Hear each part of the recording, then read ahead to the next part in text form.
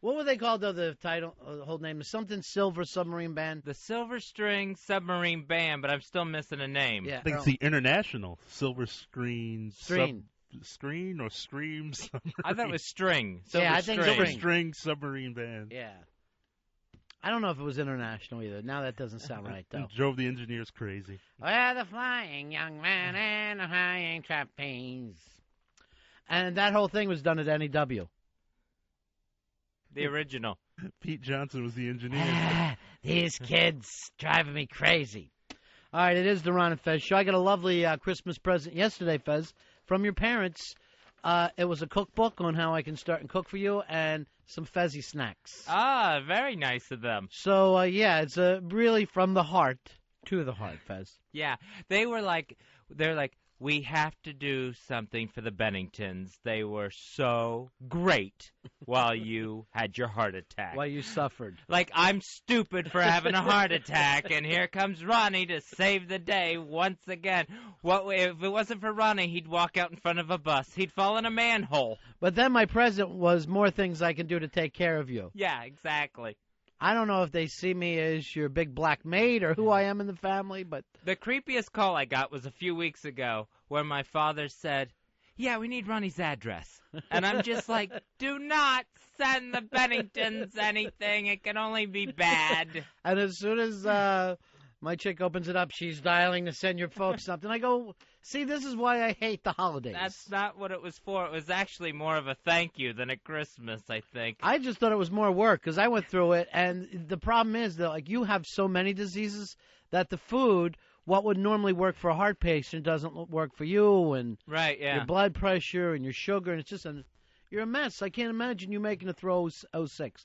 By the way, I'm a two-time loser. This is starting. I'm in a minefield. All around me, there's sickness. You're my third heart attack. I got two other people in hospital. Another one who gashed her thumb open and mangled the end of it. And anytime that phone rings, it's bad news. And today I had to check. I got a niece and a nephew, both in the hospital, brother and sister.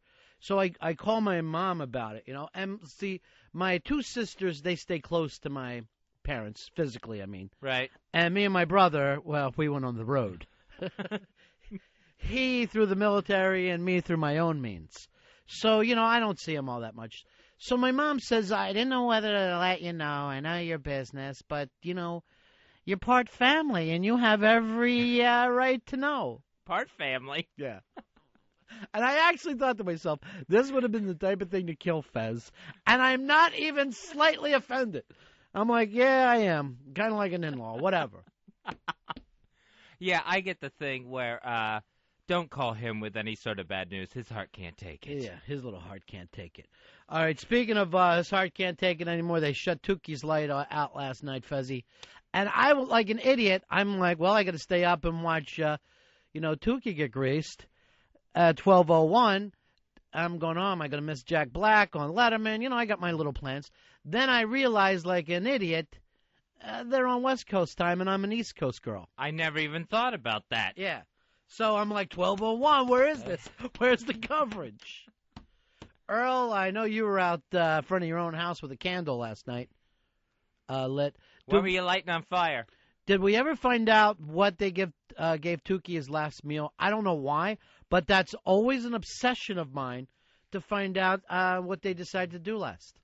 Oh, yeah, that's, I would just have to live it up like that with my, you know what I mean? You can't, not with your blood pressure, Fez. See, then I wouldn't have to worry. Let it all go right into my artery. Yeah. Because I'm having greasy ham and cabbage last meal. Oh, that's disgusting. It's just my favorite. It's my birthday dinner every year.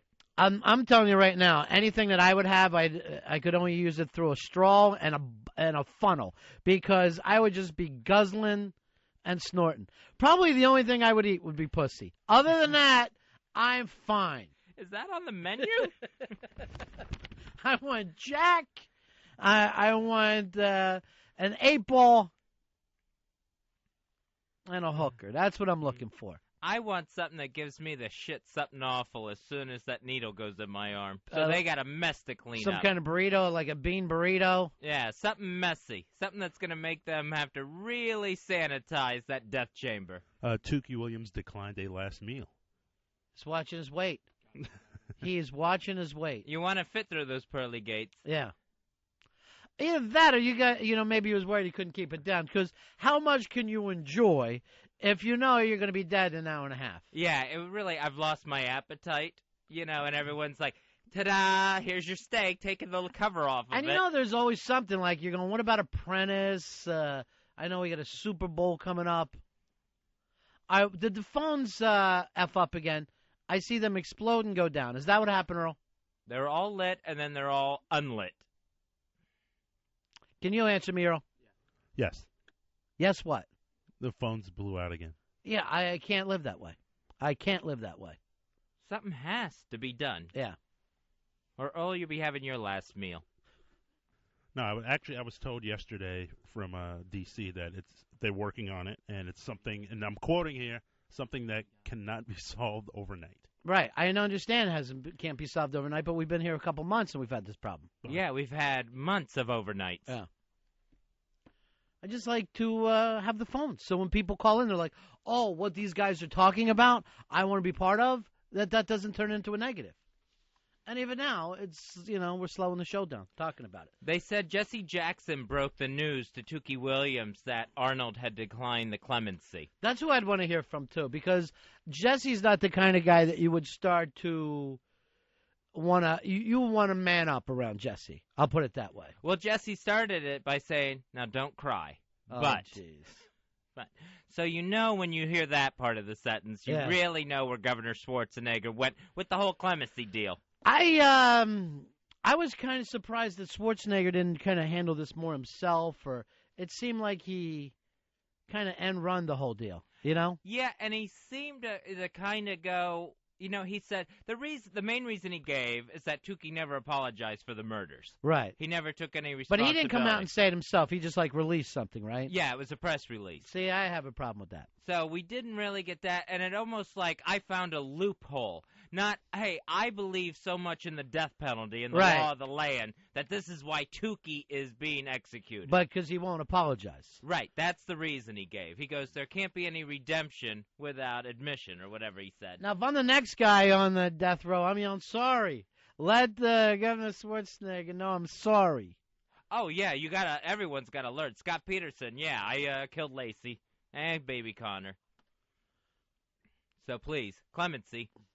Yeah, Scott Peterson's going to take the gimmick that he didn't do it, right? Yeah, yep. There's some new book from one of his lawyers saying that Scott Peterson didn't do it. It's all this new evidence for some reason. Right. That was never allowed to be heard in court. Hey, Jim, you're on Ron and Fez. We lost you. It's driving me crazy, Earl. It's driving me crazy. He tried to say that you can't pick your last meal in California. That's barbaric to me. Because I'm a big fan of eat up, eat large, enjoy yourself that last meal. In California, you only get a health plate. See, that's the thing. I also want to smoke while I was doing it. I think some places even let you have a beer. Oh, that's nice. One beer, though. You can't have a sixer. You can't party. Can't party with the guards. And I'll say this, the South is better about that. When you hear about somebody in the South, there's normally a nice big spread that they lay out for these guys. Oh, yeah, you get a nice big hunk of pie, whatever you want for dessert. You're getting courses. Here's our buddy, Bobo. Bobo, you're on Ron and Fez. Merry Christmas, buddies. Happy holidays, Bobo. Oh, okay. Hey, did you hear this thing? This really creeps me out. When they tried to inject Tukey, they couldn't get the needle into the muscle in his arm. Yeah. He was actually rolling his eyes, looking at the witnesses, and at one point he said to the guy giving him the injection, "Are you sure you're going to get this right?" I wish they would have brought me in. I've never had a miss. I'd be able to hit anybody anywhere. And I'm talking about I could be, in a moving van. We're sitting in the back, and everybody's going to get done. I could do it blindfolded. Thank you, Bobo. So he had the kind of veins that were a really strong vein. Because there's some veins that are rollers, Fez. Oh, and you just can't tap them? Yeah, when you go in, the vein itself starts to roll over. trying to get away like a fish or something. Yeah. All right. Well, but Bo, what did you do last night? How did you deal with this? I just kind of sat and thought about it. I think it's a sad state. I wasn't convinced of his situation, and I think that life in jail without parole, and the opportunity to carry the message that he'd been carrying. And Bobo has also killed Asian hotel owners. Who hasn't? So at one time or another, I think we all have. But it was an accident. All right. Thanks, Bobo. Okay, love you guys. All right. See you later. I'm uncomfortable with that part. Here's Scumbag. You're on Ron and Fez. Hey, what happened, brothers? Maha. Hey, basically they give you $50 for your last meal. You're allowed to choose what you want with that $50. $50. It sounds like an Arby's night because I'm going to tell you right now. But I have to tell you the truth. If I'm going to have a last meal, I'm going to probably have my mom cook it before I order out. Oh, that would be nice. Because, yeah, I mean, if I really think of the best food I've had in my life, I really think it comes back to some of the food that my mom made. Because even if you're getting, surf and turf, it's still prison surf and turf. No. You can't order out. You can't have somebody bring it in. I thought it came out of the prison cafeteria. That's bullshit. Because I want something from Bobby Flay's place. Because if I'm ordering out, I'm going to go large. They got a freezer of death row steaks ready to go. See, I'm not for that. I feel like a last meal, you should be able to kick out the jams a little bit. What more do you want from the fucking guy? Let him have a big last meal. And I see nothing wrong with smoking half a joint. Half a joint. I'm not saying get really fucking whacked, but just, settle down a little bit. What if he took an 8-ball and he ODs before they can kill him? That would be justice. Dead. A lot of guys try that, and they'll come in and try to revive them as quick as they can. Not with an 8-ball, of course. You ain't going to kill anybody with an 8-ball. Me, I'm going to barely even, I'm going to barely raise an eyebrow. Here's Bones. Bones, you're on Ron and Fez. Hey, Bones, what do you got? Yeah. Hey, what's up, Ron and Fez? Yeah. Hey, I was going to say, I watched this show, I believe it was on Discovery or something like that, that there's the preacher that's with these people that are about ready to die. I think it was a prison up in New York. He said, 100% of the time, the people that order the food, they wouldn't even eat it. They would just sit there. So Because they're so nervous about the dying part? Yeah. And there's Why don't they give them a nice meal a week before then? Because I can understand, this would be like eating a big meal before a show, Fezzy, a big show that you had to do. Right. You don't have the bachelor party the night before the wedding. You don't want to, do all that partying. Right. And then have to get up early. Yeah. That makes too much sense. Yeah. So, Have a good one. you should get the choice. Would you like to do this a week out? Now, the problem is, so many of these times it is put off that these guys would get a great meal about twice a year and then never even be put to death.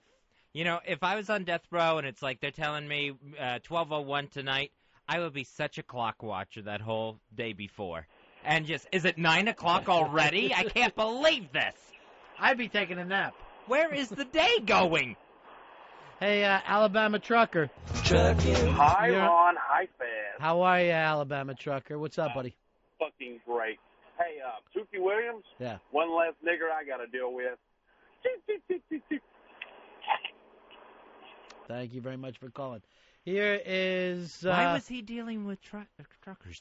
Here is Wade. Wade, you're on Ron and Fez. Merry December, fellas. Merry December. 12:01 last night, Tukey Williams and the champ Bobby both shit the bed on the New Orleans. You know what? I can't believe... Thank you very much. The champ will never pick for us again. Fez will never pick for us again, and Mark Lawrence will never pick for us again. Well, that's nobody picking. Well, you know what? I would rather that we just let a dog see which hoop it dives through before I let any of you guys with your trends try to make a pick for me. The Falcons, they win last night, 36-17 over the Saints. Bobby the champ had originally picked the Falcons on Friday, then wanted to switch it up yesterday to the Saints, ends up losing as the Falcons cover the 10.5-point spread. Fez, here's our buddy, the Blowhard. Hey, Blowhard, how you doing, pal? Morning, guys. How you doing, Fezzy? Good, Blowhard. Now, Blowhard, before you say your racist thing about how Tukey is one last end that you have to deal with, just remember, take a little bit easy today. I'm not even going close to that opinion. Why? What's up? Shockingly, you know for years that I've been against the death penalty. Huh? Mr. Right Wing? I've been saying this to you since you've been on the air. Yeah, but I can't tell you how many times I talk to you, Blowhard, and I just take off my headphones. Well, what's that buzzing sound, Blowhard? Listen, there's nobody who's more pro-gun, pro-NRA, anti-crime than I am. But when it comes to the state taking a life, I have problems with that. I have great reservations with the judicial system, and I just think that there's it's just inequitable amount of people on death row who get killed, and I just think that because of our financial structure in this country what your thing is, you're only going to put poor people to death and not rich people. You have the money, you can afford to pay for. All right, now Tukey has all these rich friends. Why did he get put to death? Well, it's a little too late in Tukey's case because he didn't have the money up front. Well, to be honest, yes, it became a circus, and the average Joe on death row doesn't have celebrities. He doesn't have Jamie Foxx and all these people campaigning. Right. The average person does not get the type of justice. Even O.J. Simpson. Can the average person afford that kind of justice? No. It's just my biggest problem with the death penalty is the government, whether it's corruption, whether it's just totally unfair to the poor working stiff who does not get the same type of justice. If this was a Kennedy on trial, he'd be off. There are people serving 100 years, 50 years in jail for having a couple of bales of marijuana in their basement in some states in this country. So the legal system, it's not perfect. It's far from perfect. And I know from experience that I don't trust the politicians, and I don't trust, especially here in New York City. We had a governor, Cuomo, and I never liked Mario Cuomo. To me, he was an arrogant bastard. But this Pataki came along, George Pataki, and his whole thing was the death penalty. And he won the election.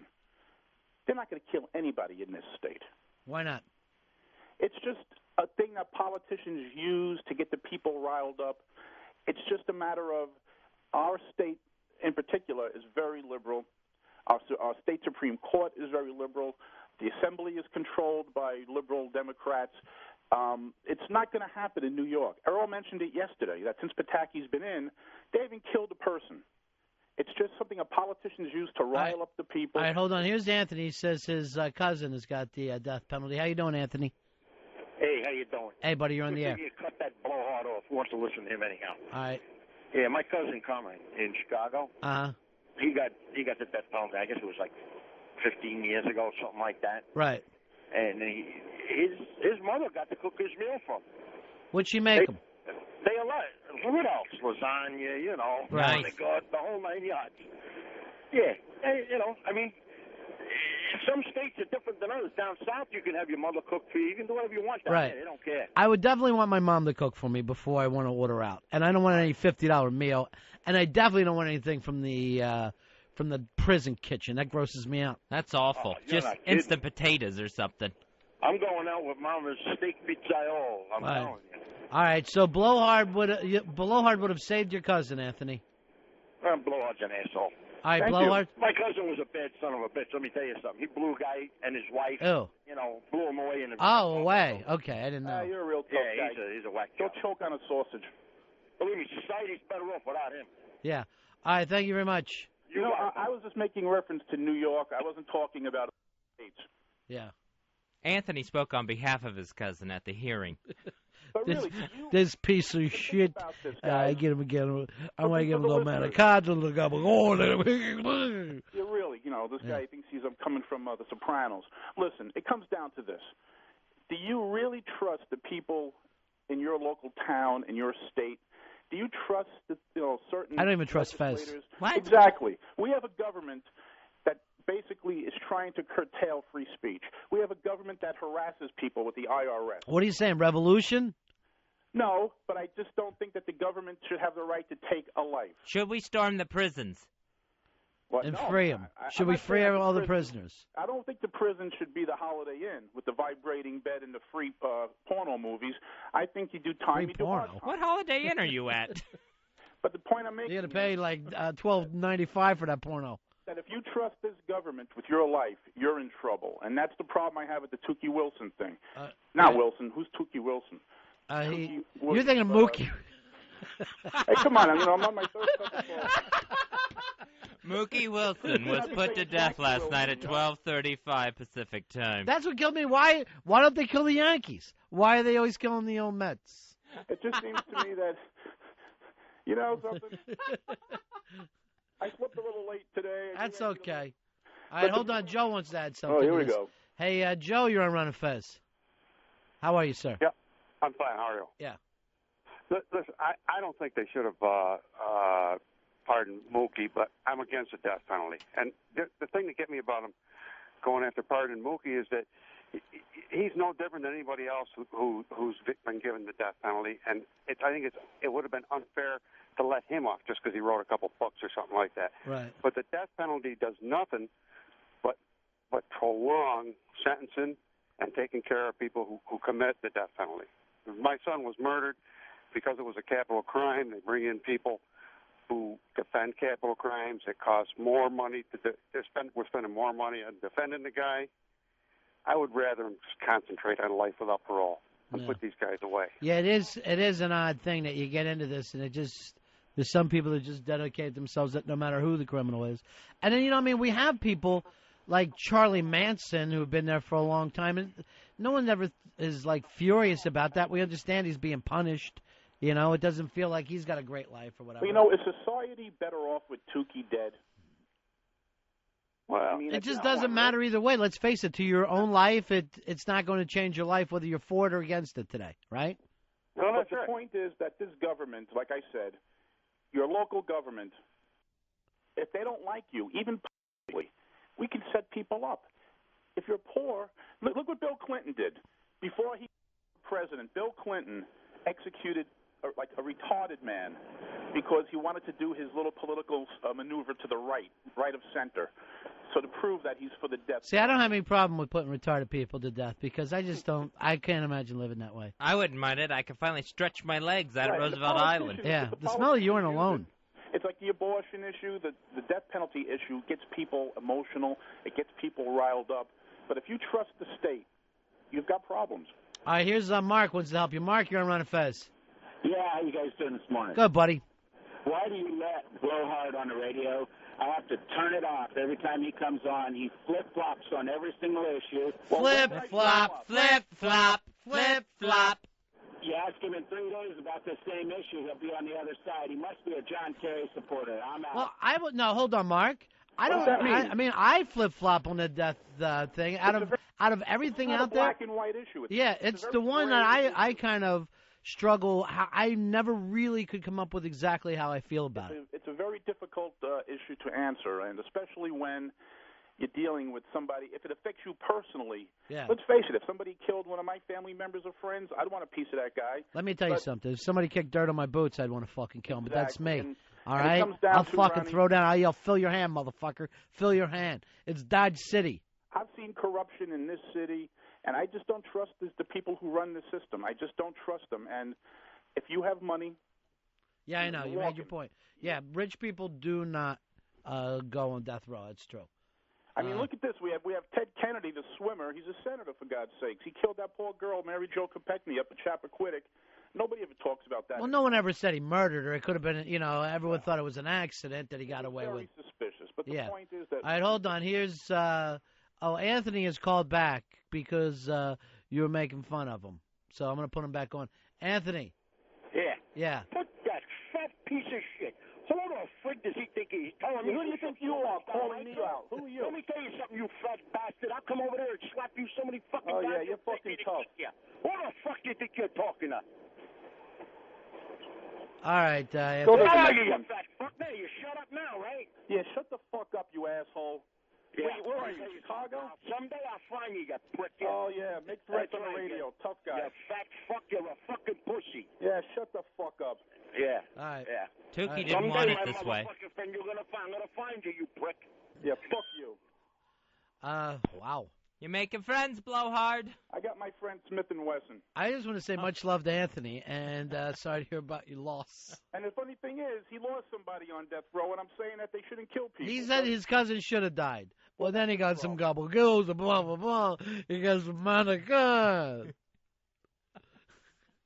Unbelievable. Everybody turns like really Italian when they talk about their food. Here's Dave. Dave, you're on with the blowhard. How are you, buddy?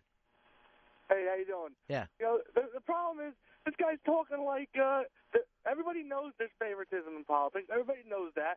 But then this guy's talking like, oh, let's do away with the jury system. Do you forget that this guy was tried by normal people in a jury and failed to prove his case? And No, then, I mean, if you're going by the laws of California, everything happened correctly. I mean, obviously, it was 29 years or whatever before they finally turned him off. He even got a clemency hearing. the whole problem with the state of the country today is no one has convictions. There's a law, and the law says that there is a death penalty. Until that law is abolished, then we have the ability to kill people, just like Iraq. No one ever went in and tried to stop people, physically stop people, but it's also part of it that you're allowed to give your opinions in this country. You don't have to fucking go along with everything that's out there. You're allowed to express a little dissent.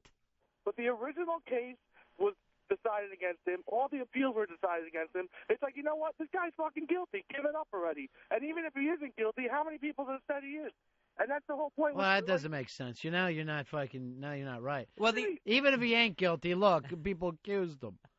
Penalty convictions are being overturned every day because of the technology being involved with the DNA sampling. Well, you know it's not Mookie Wilson that was killed, right, Blowhard? Yeah, I'm thinking Jackie Wilson. Here's Dennis. Dennis, you're on Ron and Fez. Hey, Ronnie Fez. Yeah. Hey, I got a little radio psychic here. All right, that's what we need every once in a while, a little radio psychic. Radio psychic. Tonight, put to death Wally Backman, Davey Johnson. Oh, Niggas no. for life! What did he yell out at the end? I missed it. Something for life. Take your time. I'm not going to cut you off. This isn't terrestrial radio. Look at the way I let Anthony talk to poor Blowhard. Blowhard. Yes, sir. Are you yourself? You're sounding a little down. It's not the same Blowhard. You're not blowing hard today. No, it's just I'm a little out. I'm You're not a little sad.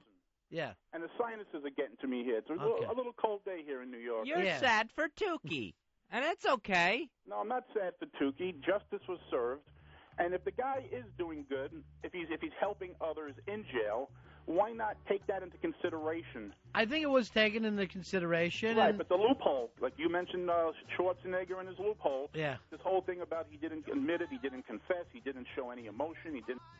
It's just a loophole for Schwarzenegger, and he got out of it. Well, give him a chance to. If that's your reason for not doing it, Arnold, then give him the chance to apologize. Hey, Michael, you're on Ron and Fez. Yes, sir. Yeah. I had a guy down here in Tennessee when I was 7-year-old. He coerced my 8-year-old sister in the car. He was 24, carried her out and raped her so damn bad they couldn't tell where her ass or her twat was. Now, look, he went to jail. We spent over $100,000 a year in taxpayers' money trying to get him executed, and after 23 years later, I seen him executed 2 years ago, and he just turned and looked at us on the table, me and my family, and said, I want to forgive the Stout family for killing me. People like that should be fucked up. Well, 3 years ago, they should have let him go in Greenfield, Tennessee, and let the people of the community take care of it. With a lot better on money, and it'd been long ago, and I wouldn't have had to sit there and see my mother fight for his execution for 23 years, and it hurt her so damn bad that now she's sick. That's bullshit. Michael, how did it feel to be in there and see him finally? I mean, was it a relief for you? I mean, you still seem like you're upset. Look, dude, when I was sitting there, his family was in one room watching it. My family was in another. Right. And when he said that, they were sticking the damn saline in his arm. When he said this to my mother, looked right over where he knew she was standing and said that to her face. Do you know how bad I wanted the warden to let me cross through the door and whoop his ass between the inch of his fucking life and shove something But up Michael, his here's what I'm asshole? saying. It doesn't seem like it brought any relief to you, though, right? I mean, you're still angry. You're still. I'm angry. It's not enough. Yeah, I'm angry because I'm a man, and you know how men are. Uh-huh. Men still have that animal thing. And when somebody fucks with your family, you won't fuck them up. Yes, I'm glad to see the man gone. Uh-huh. But what I'm mad about, they should have done it 23 years ago. I seen him myself with my own eyes take my little sister. Why should they spend $100,000 a year in taxpayers' money to prove he's innocent? Well, that's Michael, part of the problem. The problem is that these guys with the appeal process, it drags on for 10 and 20. It just goes on forever. Yeah, it does go on for 20-some years. Adds up. Yeah. So to keep somebody on death row, it could kill them like Tukey 20, 30 years later. The appeals I process hear, is just. I hear everybody down Bush. I hear everybody down Bush. Yes, I'm a Republican. I'm more conservative. I'm not. I have some liberal. My wife's bisexual. Nice. So I have liberal views.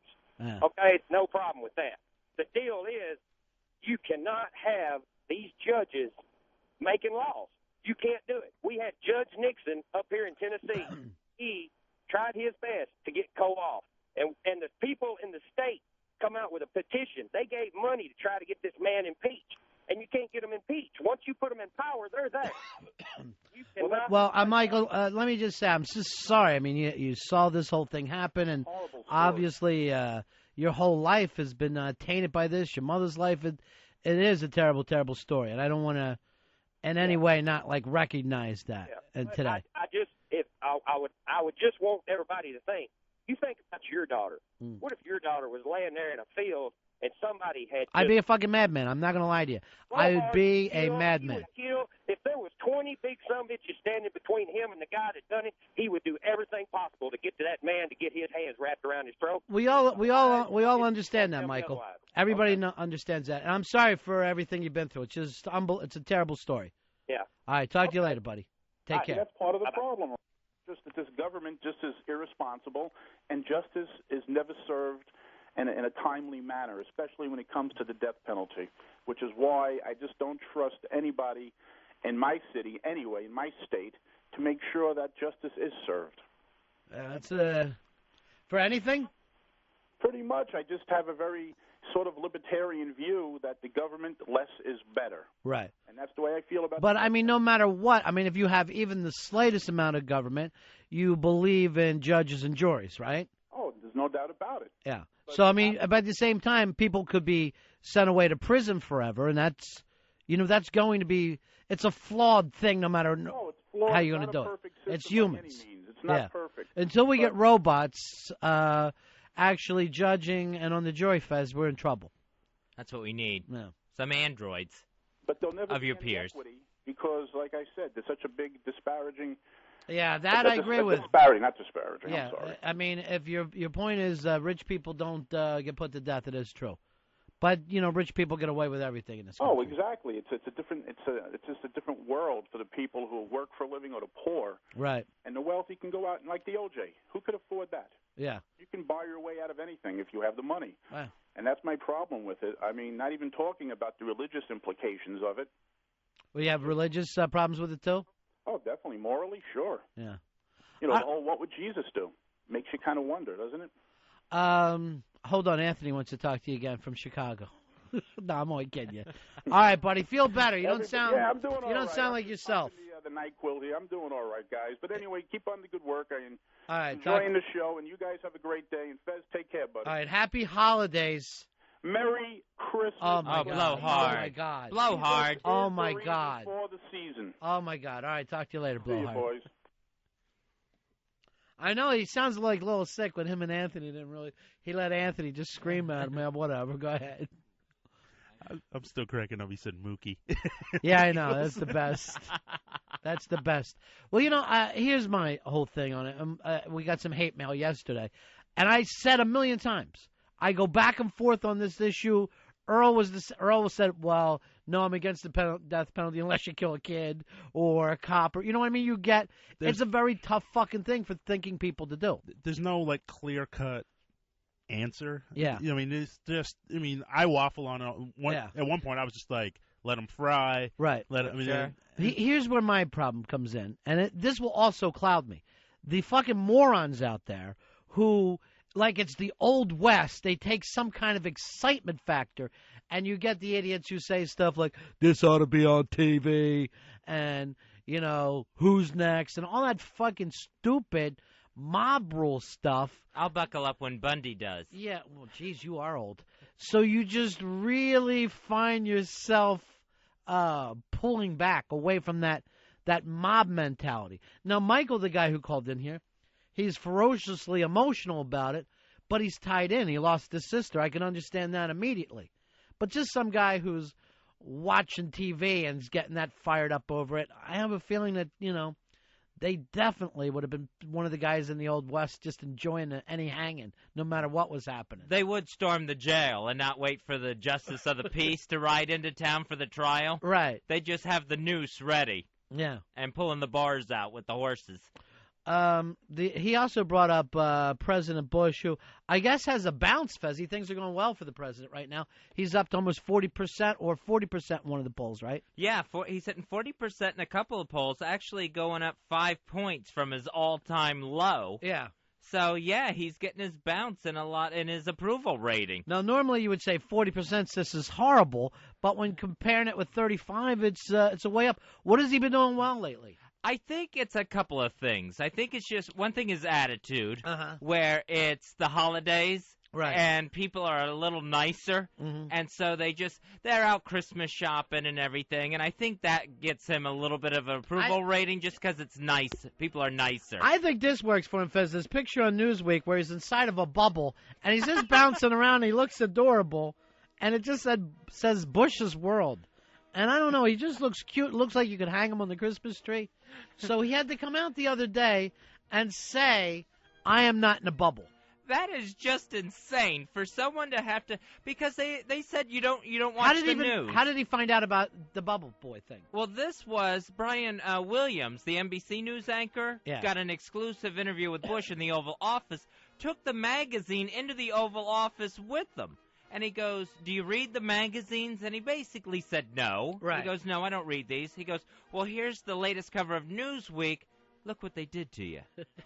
They put you in a bubble. And they're showing the president as a Christmas ornament. I wish that he would have said this when he saw it. What the fuck? When was this taken? I've never been in a giant bubble floating around. See, he's not denying that he's in a cocoon-type state in the White House, but he is denying that he ever posed for a picture in a bubble. So that's what he's saying. I'm not the bubble boy. Yeah, Stop calling me bubble boy. I'm not. This man is actually trying to convince us now that as the leader of the free world, he's interested in the goings-on of the nation and the world. Yes, I was away from a TV when New Orleans was destroyed. Okay, it took me a couple days. That doesn't mean I'm in a bubble. See, that's another thing with the bounce. We've probably gone a month now without an indictment or a natural disaster. Nice stuff. He's had like a good 3 or 4 weeks without all hell breaking loose for a change. Now, I know he says that he's not in a bubble, but then he turned around and he said in Survivor, in the finals, he was picking Sue Hawk to win. So, again, I don't know if he's paying attention. Yeah, that's from the first season of Survivor. That was years ago. Yeah. He says he pays attention to the news. He likes news. He doesn't like opinions. Yeah. But, in a speech last week, he said, our thoughts and prayers fly with Charles Lindbergh. And you know that he's just not paying attention. Aren't your thoughts and prayers with Charles Lindbergh? Well, if I was around when the Spirit of St. Louis was flying, yes, they would have been. It's back in the 20s, I think. The news is trickling into him. You know, he's got too much of a sieve. He's just not getting the news. He's in a bubble. I know, I don't think he's in a bubble, but he did say this. He did say he's picking the Colts to win the Super Bowl, which I like. Oh, sure. He said because that Joe Namath is just way too cocky for his taste and doesn't go for the beetle hair. All right. See, he's thinking Baltimore Colts. Yeah. He's thinking this is Super Bowl 2. Yeah. That's 3. 3. Yeah. He's thinking this is Super Bowl 3. Talk about a bubble. Talk about a bubble. Yeah, he said, Brett Favre, great quarterback. I can't wait till he leads that victory in the Super Bowl. He's open, Fez. Look at that. Yeah, he thinks he's going to win the Heisman out of Ole Miss. So he might be in a little bit of a bubble. I don't know. Yeah, he's totally in a bubble. Just last week he announced that the FBI, they had leads in the Oklahoma City bombing, and arrests should be coming soon. That's being in a bubble. That's not getting the news. That's a little bit of a bubble there, huh? It's very bubblish. Yeah. Bubblicious is what it is. I like his song, though.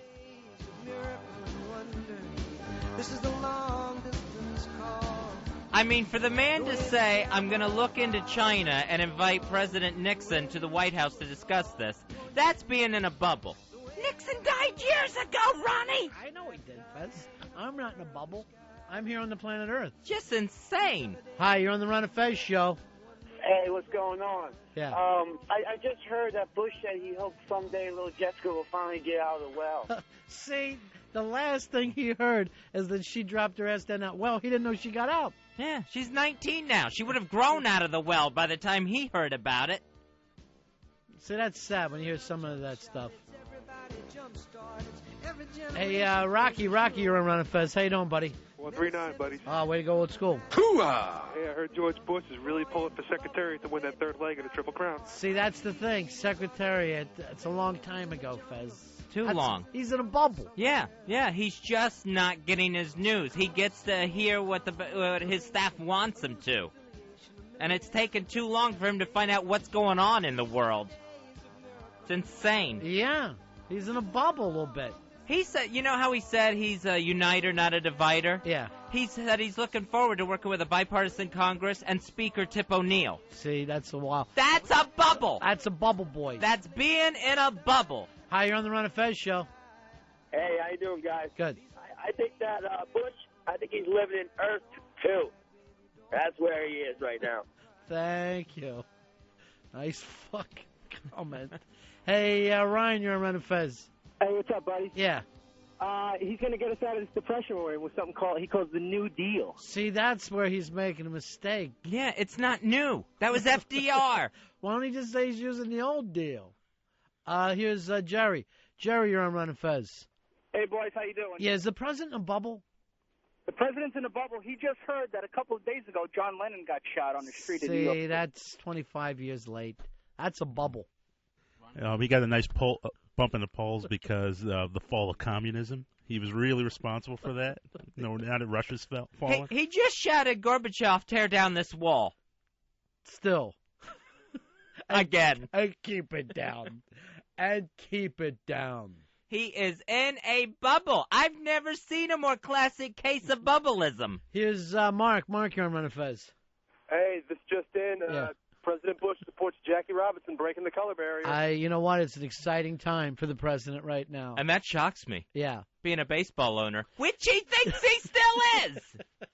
Because he's in a bubble? He's in a bubble. You're fired up about this. Well, he can't be in a bubble. Look at Newsweek. Yeah, there is. That was taken outside the White House. It's a picture of our president in a bubble, and he has to in that whole Department of Things you never thought you would say as president. I'm not in a bubble. He had to tell Brian Williams, NBC Nightly News, I'm interested in the news. Oh, are you? Oh, isn't that fantastic? You care about unemployment. He's interested in news, not so much Newsweek. 866 Ron 0 Fez. 866 Ron 0 Fez. Here's give us the boy in the bubble again. I like a little music in the background, Earl. Here's Van. Van, you're on Ron and Fez. Seaman Vinsanity from the Ron and Fez Navy. Yeah. The president is so with the news, he's going to take care of this Middle East problem in Iraq. He's going to get the Shah in Iran, too. Thank you very much. Long way to go for a gag, but you did it, Seaman. Yeah, he thinks our hostage is still in Iran, and the other day said the Ayatollah is an assahola. That was cute, though. Here's Dominic. Dominic, you're on Ron and Fez. He cannot wait to find out who shot JR. See? That's a little bubble. Fellow Texas oil man. Yeah, he's very interested now. Here's John. John, you're on the Ron and Fez show. How you doing, pal? Hey, man, what's going on, Ronnie? Hey, man. Bush says he wants to congratulate Mookie Wilson and the Mets for winning the series over the Sox. See, Mookie was put to death last night. That's how much of a bubble he's in. That's how big of a bubble. The man just yesterday said he offered his condolences on the passing of Newt Rockne. Really? Yeah. That's being in a bubble. You didn't know Newt Rockne was dead, President Bush? Maybe he doesn't have cable. Maybe it's not so much a bubble, but he doesn't pick up all the CNN stuff. He's like over 70 years late.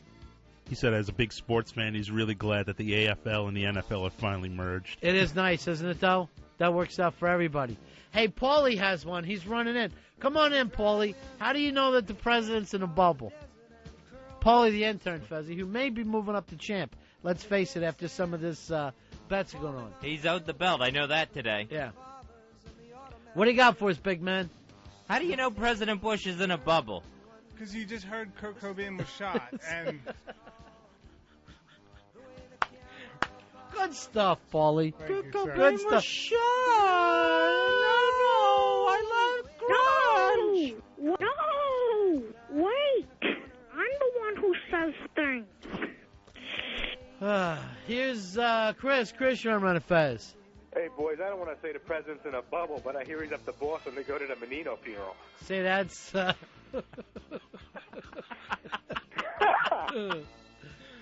See, that didn't even happen. That didn't even happen. No. No. You know, every now and then he'll turn on the radio and hear some news. That's it. That's all he's getting. He must be getting a skip. Yeah. He's getting a skip then, where he's not here tonight. It's bouncing off the bubble is what is happening. All right, we'll take a break here, Fezzy. I want to, I got an email from Billy. I forgot to play some of his Filthy Christmas album that's out, so we'll get to some of that today. The Filthy Christmas album. A lot more coming up. We got some presents stopped by for you two today, Fez. Nice. So we'll get all that coming up. Hang around, everybody. It's the Ron and Fez show. All right, Mr. Wilson, you've done just fine on the Rorschach. Your papers are in good order. The file's fine. No difficulty with your motor skills. And I think you're probably pretty ready for this job. We got one more kind of psychological test we always do here. It's just a word association. I'll throw you out a few words. Anything that comes to your mind, just throw it back at me, okay? Just kind of an arbitrary thing. Like if I said dog, you'd say... Tree. Tree. Dog? Tree. Fast? Slow. Rain? Snow. White? Black. Bean? Pod. Negro? Whitey. Tar baby?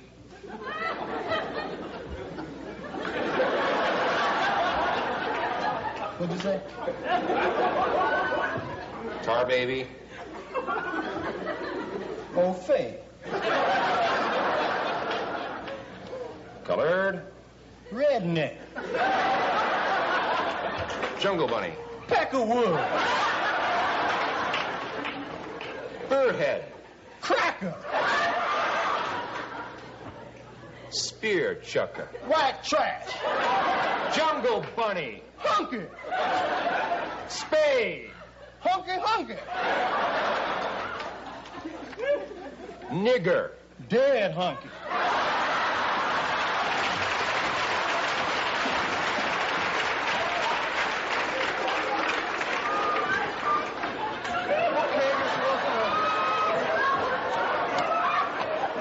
I think you're qualified for this job. How about a starting salary of $5,000? Your mama. $7,500 a year. Your grandma. $15,000, Mr. Wilson. You'll be the highest paid janitor in America. Just don't hurt me, please. Okay. Okay. You want me to start now? Oh, no. It's all right. I'll clean all this up. I'll take a couple of weeks off. You look tired.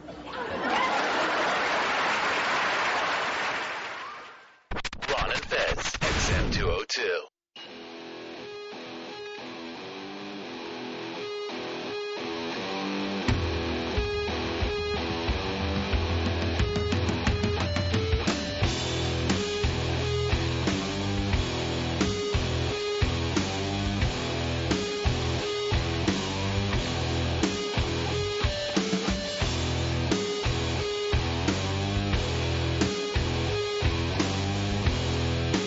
Buddies, Ron and Fez show. Fez, your pal's here. Photoshop Mike. He's brought you something for Christmas. Oh, that's nice. Photoshop Mike is the guy who started the Fez Whatley Has a Posse. Let's just say ripoff of your image, Fezzy, that he's running with and selling some T-shirts and keychains and stuff. I'm sure one of our producers will bring him in now. I know it's a good view of the show from in there, but when I said bring him in before. So he's got something for you, Fez. Obey Fez, the Whatley Posse seems to be catching on. And I'm going to say a little bit of a ripoff of Andre the Giant's Posse from a few years back. Oh, a lot ripoff, of course. Yeah, sure. And in fact, the photo of me is actually my face morphed with Andre the Giant. That's it. Which, trust me, we would have had ugly children. That's your pre-heart attack face, Fezzy. There's no Andre the Giant in there at all. So, Mike, how are you, buddy? Not too bad, guys. How's everything? Good. You got a little present for Fezzy? I got Fez. Got both of you guys presents. I had no actually. idea. Yeah, sure. This one is for Fez right here. I know your obsessions with Fez, so I figured he was getting the present. It's a good time of year, Ronnie. It is. It's the holidays. Just holidays, that's all. I celebrate them. No, Merry Christmas to both of you guys. Thank you. Merry Christmas to you. Thank you. Here you go, Ron. Fez is a Lutheran. They've taken the Christ out of Christmas. See what I got here. Nice. A Tampa Bay Buccaneers T-shirt. Oh, you can wear that when you go out with Bruno Kirby on Saturday for the big game. I'm not watching a game with Bruno Kirby again, that drunk from Hooters. God, he'll be watching from a drunk tank. Do they still have those? All because he said he hopes your team lose? Yeah, and all through the game. Your team's going to blow it. Your team's going to choke. Here's where they choke, Fuzz. Let me breathe beer breath on you right in your face. He was doing the, you're gonna lose. Well, this is nice, Fez. A beautiful cigar and a traveling ashtray that can travel with me. Ah, very nice. Oh, and a beautiful box. I'm going to open this up, and I may be engaged. I don't know what's happening. That's what I'm hoping for. Oh, a gorgeous lighter. Thank you very much. It's engraved. Oh, it's engraved. Yep. Oh, that's fantastic. Now, I got the same box, but I probably don't need a lighter. No, you're a little afraid of fire, aren't you? Yeah. Ever since I was in the witch's castle and she threw that at me, fireball. Oh, this is cool. Nice. This is engraved. It's a Buccaneer emblem. And what do you clip with it? It goes on a belt buckle. It's a belt buckle. buckle. Oh, it's a belt buckle. Okay. Oh, sweet. Yeah. Yeah, I'll be wearing that. And it says, Fezzy, you ought to be in pictures. Oh, very nice. Go ahead. Photoshop Mike. Because he's put so many mics. Yeah, that's it. Mine just says, Ronnie Bay, the brother going to work it out. Thank you very much. Means a lot to me. Photoshop, that's too nice of you. I use that to light my cigar. You guys are really, you guys make a difference every day to a lot of fans out there. Well, that's very nice. Keep us all happy, But how come they don't give us gifts? I mean, if you really think if each fan sent a cigar, that'd be really a nice collection. Well, I did get a bunch of stuff for your interns. Not a big deal, just a bunch of keychains I made at home. Oh, that's very nice. Yeah, I mean, they're cool. I'll hand it out. Look at them trying to run over. Help yourselves, guys. I'll hand it out depending on how well they do every day. Okay, I'll leave it in the whoever bag. gets it'll be like a star for him, Fez. Hey, you going to be at the big party on Saturday night? I really wish I could. I have a friend of mine throwing a Christmas party at his house. He actually won a contest on the Mets website for Mr. Met to be there. Oh, is that right? So, you're not going to blow that then. Spend Christmas with Mr. Met. I can't blame you. No. I mean, if I had the opportunity to party with Mr. Met, I'd have to go. Well, we're going to have Billy Staples, and hopefully he'll get to do one of these songs, Fezzy. He's got a brand new album out right now called A Very Filthy Christmas. It's Christmas songs, but they're filthy. Yeah, it's A Very Filthy Christmas. It's from Billy's parody group, Airsick, and you can get it by going to the links on ronfez.net or emailing filthychristmas@aol.com. I'm excited for him, and from what I understand, it's really going well. What are some of the big songs we've been playing, Fez? Some of the songs that you get with Filthy Christmas are Guys Can't Rap, Oh Shit, I'm a Dad. Mm-hmm. I think that's the Feliz Navidad. Oh shit, I'm a dad. Very funny. Way to go, Billy. Yeah, Shit's on Christmas. Uh-huh. Because this is like Christmas songs, but they're filthy. They're just so filthy. Now, I haven't listened to any of them yet, but from what I understand, they're just, they're funny and they're filthy. Well, there's Rudolph. Earl plays them. Yeah, there's Rudolph the Well-Hung Reindeer. Yeah, instead of red nose, he's well hung. Yeah, that's real clever. All right, now take a look. We've just got the CD sent to us, and it's really professionally done. It's really beautiful, Fez. It's and it's just it looks like the Airsick Boys just getting drunk on Christmas because it's Christmas, but it's filthy. Yeah, it looks like they cut it out of construction paper and slapped Billy's mugshot on it. Be nice, Fezzy. So there he is, Billy. He's got his brand new album out, and we're all proud of him. Do we have to play his Christmas songs? Yes, we do. Billy is our guy, and he's getting back on his feet with a very filthy Christmas, and it's Christmas stuff, but it's filthy. I beg you, do not. I take great pride in the show. Why? We've had to sit through those to put them into the Delete, and it's been an exhaustingly... Stop it. No, it has. Cut it out. It's 36 of the most painful things I have ever heard in my... Stop it. 36 tracks on this thing? He has bonus tracks. Why he has bonus tracks, It's like a double album, and you're getting it at a lovely price, and it's all great. And it's all going to a good cause, getting Billy out of his basement. The bonus tracks are if you don't have to listen to the first 36. Why are you acting like that? Why? You were all happy about it until you saw Mob Rules, and then you get involved. Because finally someone has said that the Emperor put out a shitty album. I'd like to speak for the interns and say... Hold on, you got to get a mic on. All right, go ahead. I'd like to speak for the interns and say this is an album, and the way not to do parody songs, Stop it's it. that bad. It's just... Stop it. Listen, It's filthy. some of them don't even make sense as rhymes. He Name stops one. rhyming. The guys can't rap. All right, let's listen to Guys Can't Rap. Please. And you can get this album at ronfez.net, paulbondtv.com, whatever. paulbond.tv. Thanks. Good stuff. It starts out like kind of well.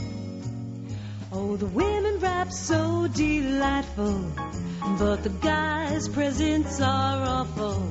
And just in case you didn't know, guys can rap, guys can rap, guys can rap. Where's the rhyme?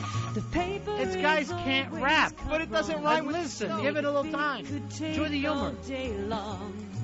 The stores do it, don't you know? Guys can rap, guys can rap, guys can rap. This is pathetic. When he's It's cute. It's not filthy. It's basic songwriting. You have to All right, wait, let me ask you. Can you rap? Can you rap presents? No, but that's Thank not the you. point. That's the point. Earl, can you rap? Yes, I can. Earl. This is awful. He can This rap is nice. R.A.P. rap. Billy's back on his feet. Support. This song is crap, this song is crap, this Stop. song is crap. All he Stop had it. to do was like change the word before to like crap or something else where he could rhyme rap, and it would have been fine. Parody song. He's parodying the fact that it's Christmas, but you don't understand. This Christmas is going to be filthy, my friends. Aren't parody songs funny? But You don't think it's funny? Guys Good one, can't Earl. rap? no, Ben and Steve came running into our office like I was having a nervous break. I'm screaming at the top of Ben my and lungs. Steve love this album by Airsick. Billy's getting back on his feet. I talked to One. They love it. They thought I was having a nervous breakdown. I'm screaming, "This is awful!" Why feel would like my you ears are scream bleeding. that? I would you scream that I in our have office? never done that with any record, no matter how bad it is. Yeah. I got thousands of CDs. Earl listens to 20 records a day, and I've never heard him complain. Filthy songs a day? Do you listen to 20 filthy records? I've heard filthy records that have made me pee on myself. Really? And this my ears are bleeding. Earl, don't All right, say... play another one for me, because I haven't listened yet. Earl, don't say pee on yourself. Billy will put it to Silent Night. But it won't rhyme. Do you guys understand it's the holidays? Yes, and they're And being this is a- ruined by one single CD. This is a beautiful CD that he's put out, professionally done, made in the USA. But look at the CD. It's like There's an Olympic sticker on the back of it. I don't know what the hell that's about. An Olympic sticker? Yeah, a USA Olympic sticker. All right, what's the other one you're playing here, Fez? This is called Enter Santa. Oh, nice. What year is this? All right, flash your lights on and off. It's like the Sandman's coming in. E.C. Dub.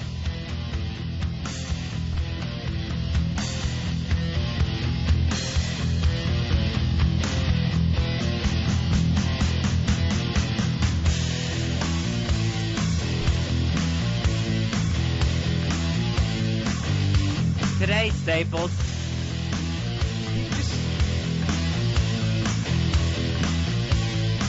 What's your hurry? Enjoy. If you're good and not bad, there are gifts to be had. Your roof is this landing pad.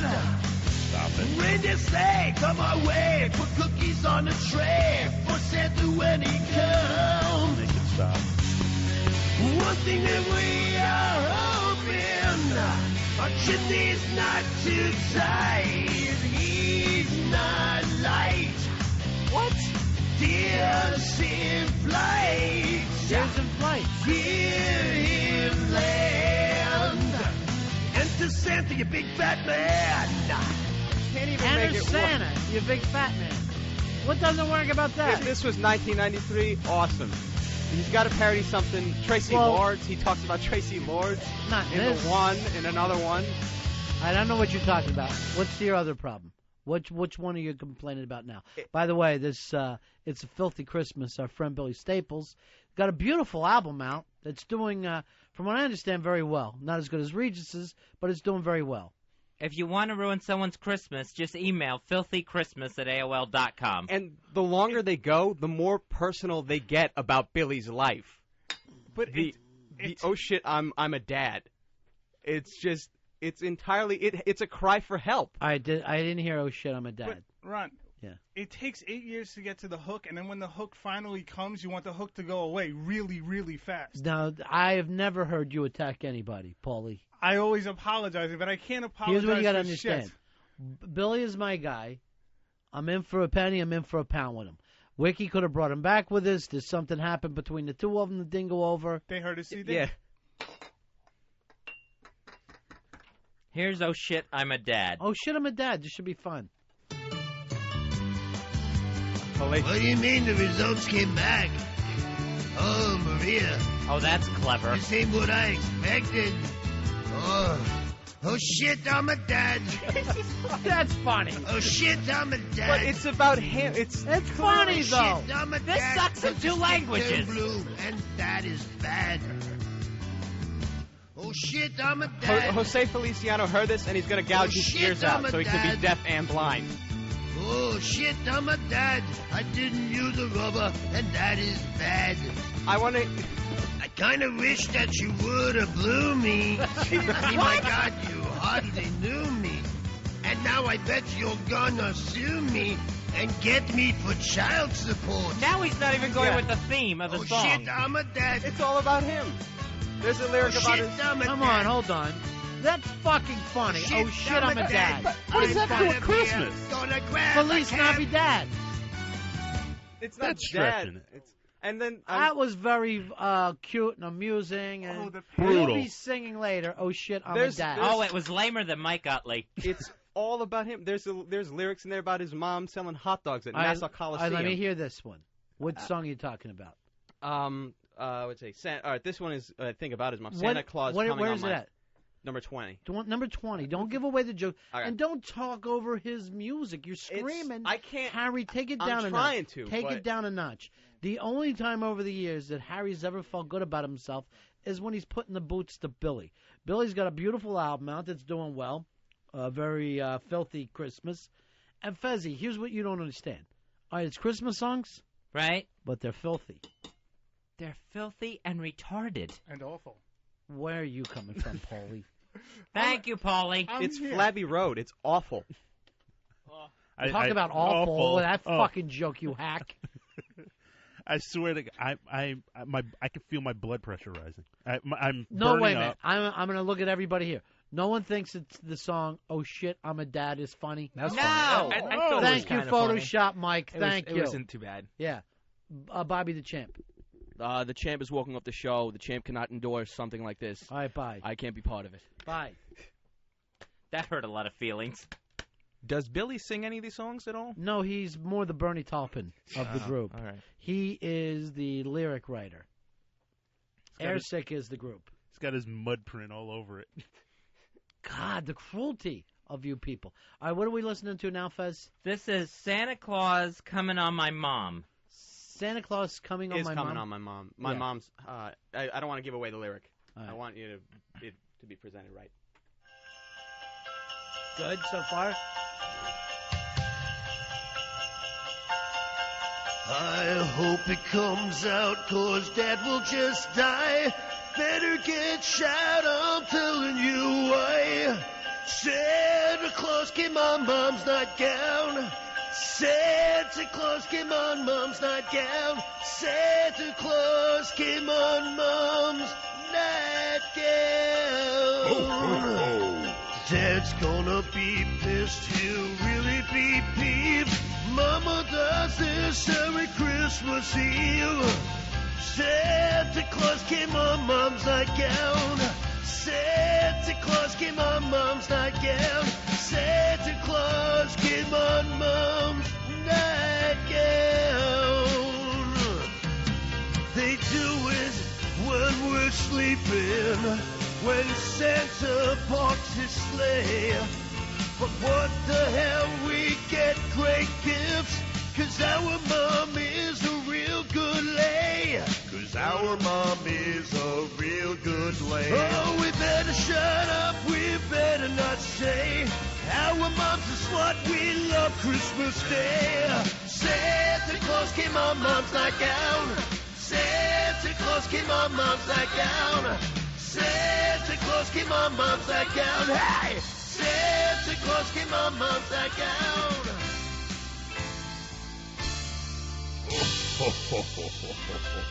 Forget the cookie, kids. Santa does it all for the nookie.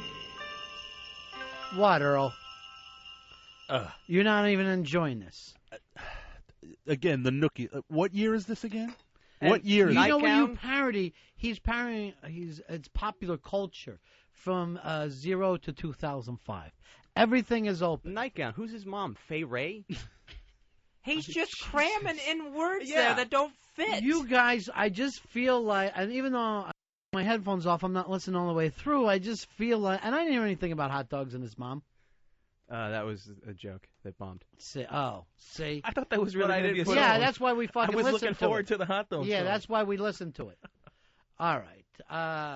And this one, there's one more that I think he thinks is universal and that he felt was enough to parody. Yeah. But it's just, again, it has to be about him getting drunk on Christmas.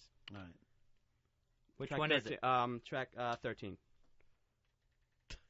By the way, you did a terrible job with that belt buckle. I know, the belt's too big. Yeah. So I'm having trouble there.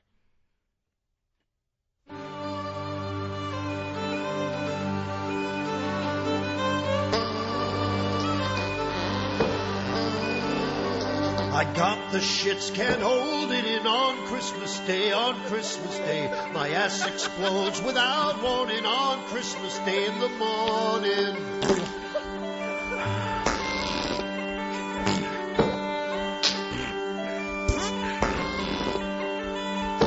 Diarrhea under the Christmas tree on Christmas Day, on Christmas Day. I think I shit on a gift for me on Christmas Day in the morning.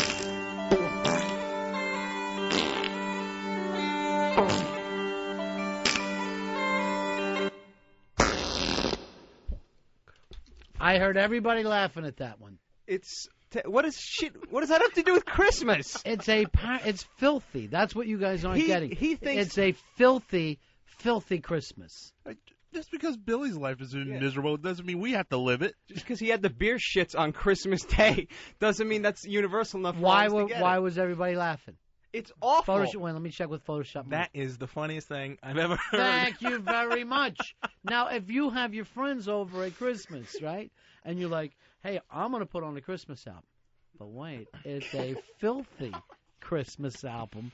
Then let the laughs begin. Oh, they would run for the hills. If No. that CD was brown, you would think someone had a flat turd. Now, Photoshop Mike, you're the only one who is not tied in with and has a past with Billy. Right. 2 of the songs made you laugh hard. Yeah. Thank you. Well, what made me laugh about the second one right now, that shit song, was that it probably happened to him as well. Sure it did. Yeah, which is, I mean, you know, any good writer writes from experience. Oh, it happens to him every night when he passes out in the sheets. Yeah.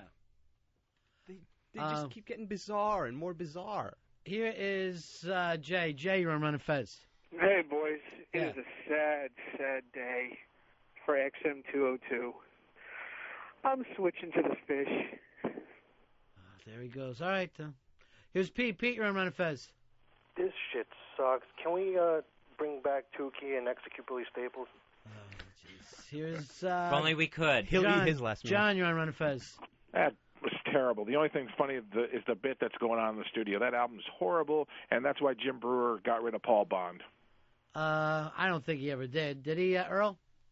I think they're very, very I think they're very close. Yeah. close friends. John, you're on Ron and Fez. And this shit is worse than the shit they play on Cyrus. Oh, jeez. Here's Sean. Sean, you're on Ron and Fez. Dude, that shit sucked worse than fucking. Oh, Oh, I think now that it's a mob rule situation where you see you got Earl and Harry and Paulie, the gang leader Paulie, who basically started all this stuff. I'm a tough guy. When do you, have I ever openly bashed a band, or a song or whatever? Why this time? You don't understand the concept. No, it's just not executed well. It's just it's brutal. I mean, I couldn't even get through 12 bars of it. Well, I'm going to face it. It was thrown together. I mean, you just look at the situation. You don't understand. Billy's our friend, right? Yeah, Where does he live? In his mom's basement. He's put something out. We can't promote it. We can't say, it's 10 days to Christmas. How much is it going to hurt us? But at the same time, show a little pride. Show a little dignity. Show a little effort. Like, none of those things are on Billy's resume. Here is Jim. Jim, you're on Ron and Fez. Hey, what's up? Yeah. Hey, I just wanted to say this is so fucking bad. I'm sitting here in my truck just cracking up. Yes. It's awesome. It's so bad, it's awesome. The Billy I love Staples it. story. That is what you could call his life. It's such a train wreck that it's enjoyable after a while. It's his alcohology. A little cringy. Yeah. Momo, you're on Ron and Fez. Hey, good morning, gentlemen. Yeah. Hey, two things real quick. I wanted to say, Fezzy, in case you guys and Mikey D don't ever get back together, I want to be your friend. Oh, there you go. That's nice, Fez. That's nice, Momo. You got Momo now. Hey, I always got Momo. Yeah. Listen, I'm always here for you, brother. I'm very low maintenance. I don't need to be talked to unless you want to talk to me. And I got a special diet I got to be on so we can compare diet notes. But anyway, what I want to get to is that what was it? That Feliz Navidad parody song. Oh shit, I'm a dad. Is a blatant ripoff of Brother Joe's "The Police Got My Car" song. I mean, Would you say a ripoff or an homage? Well, I don't know. I'd say it's a ripoff. Yeah. I mean, big time. But and one other thing. I think you had enough things because everybody wants to talk. Fez, I can't have your best friend Momo tie up the lines all day. That's why I can't be friends with him. Bill, you're on Ron and Fez. Oh shit, I'm a dad. Play it again. Come on, Fez, give us a little more of that one. That seems to be the hit to me. No. Yeah. I can't get enough That's of a that. single. That's a good one. Yeah, that's on its way. What do you mean the results came back? This is a cheesy voice. Badges. We don't need See those. what I Back and expected? badges. Oh shit, I'm a dad. Oh shit, I'm a dad. Oh shit, I'm a dad, 'cause the stick turned blue, and that is bad. Oh shit, I'm a dad. Oh shit, I'm a dad. Oh shit, I'm a dad. I didn't use a rubber, and that is bad. I kinda wish that you would've blew me. I mean, my God, you hardly knew me. And now I bet you're gonna sue me and get me for child support. Oh shit, I'm a dad. Oh shit, I'm a dad. All right, that's a very filthy Christmas. Very awful Christmas. You know, if we were still on terrestrial radio, we couldn't play this because it's too filthy. Is there any way to get back there? RonFez.net, one of the places you can pick it up. Where else, Fez? Filthy Christmas. You can email filthychristmas@AOL.com or go to paulbond.tv. Here's Corey. You're on Ron and Fez.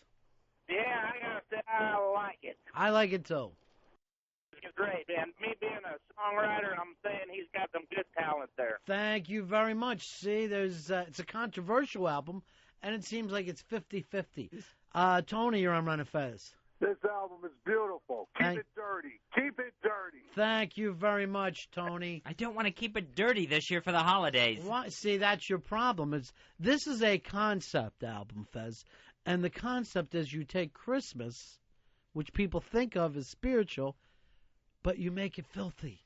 Like, what if Jesus was a drunk drug addict who didn't pay child support? Yeah, the concept is what happens when you let a South have a keyboard. Brian, you're on Ron and Fez.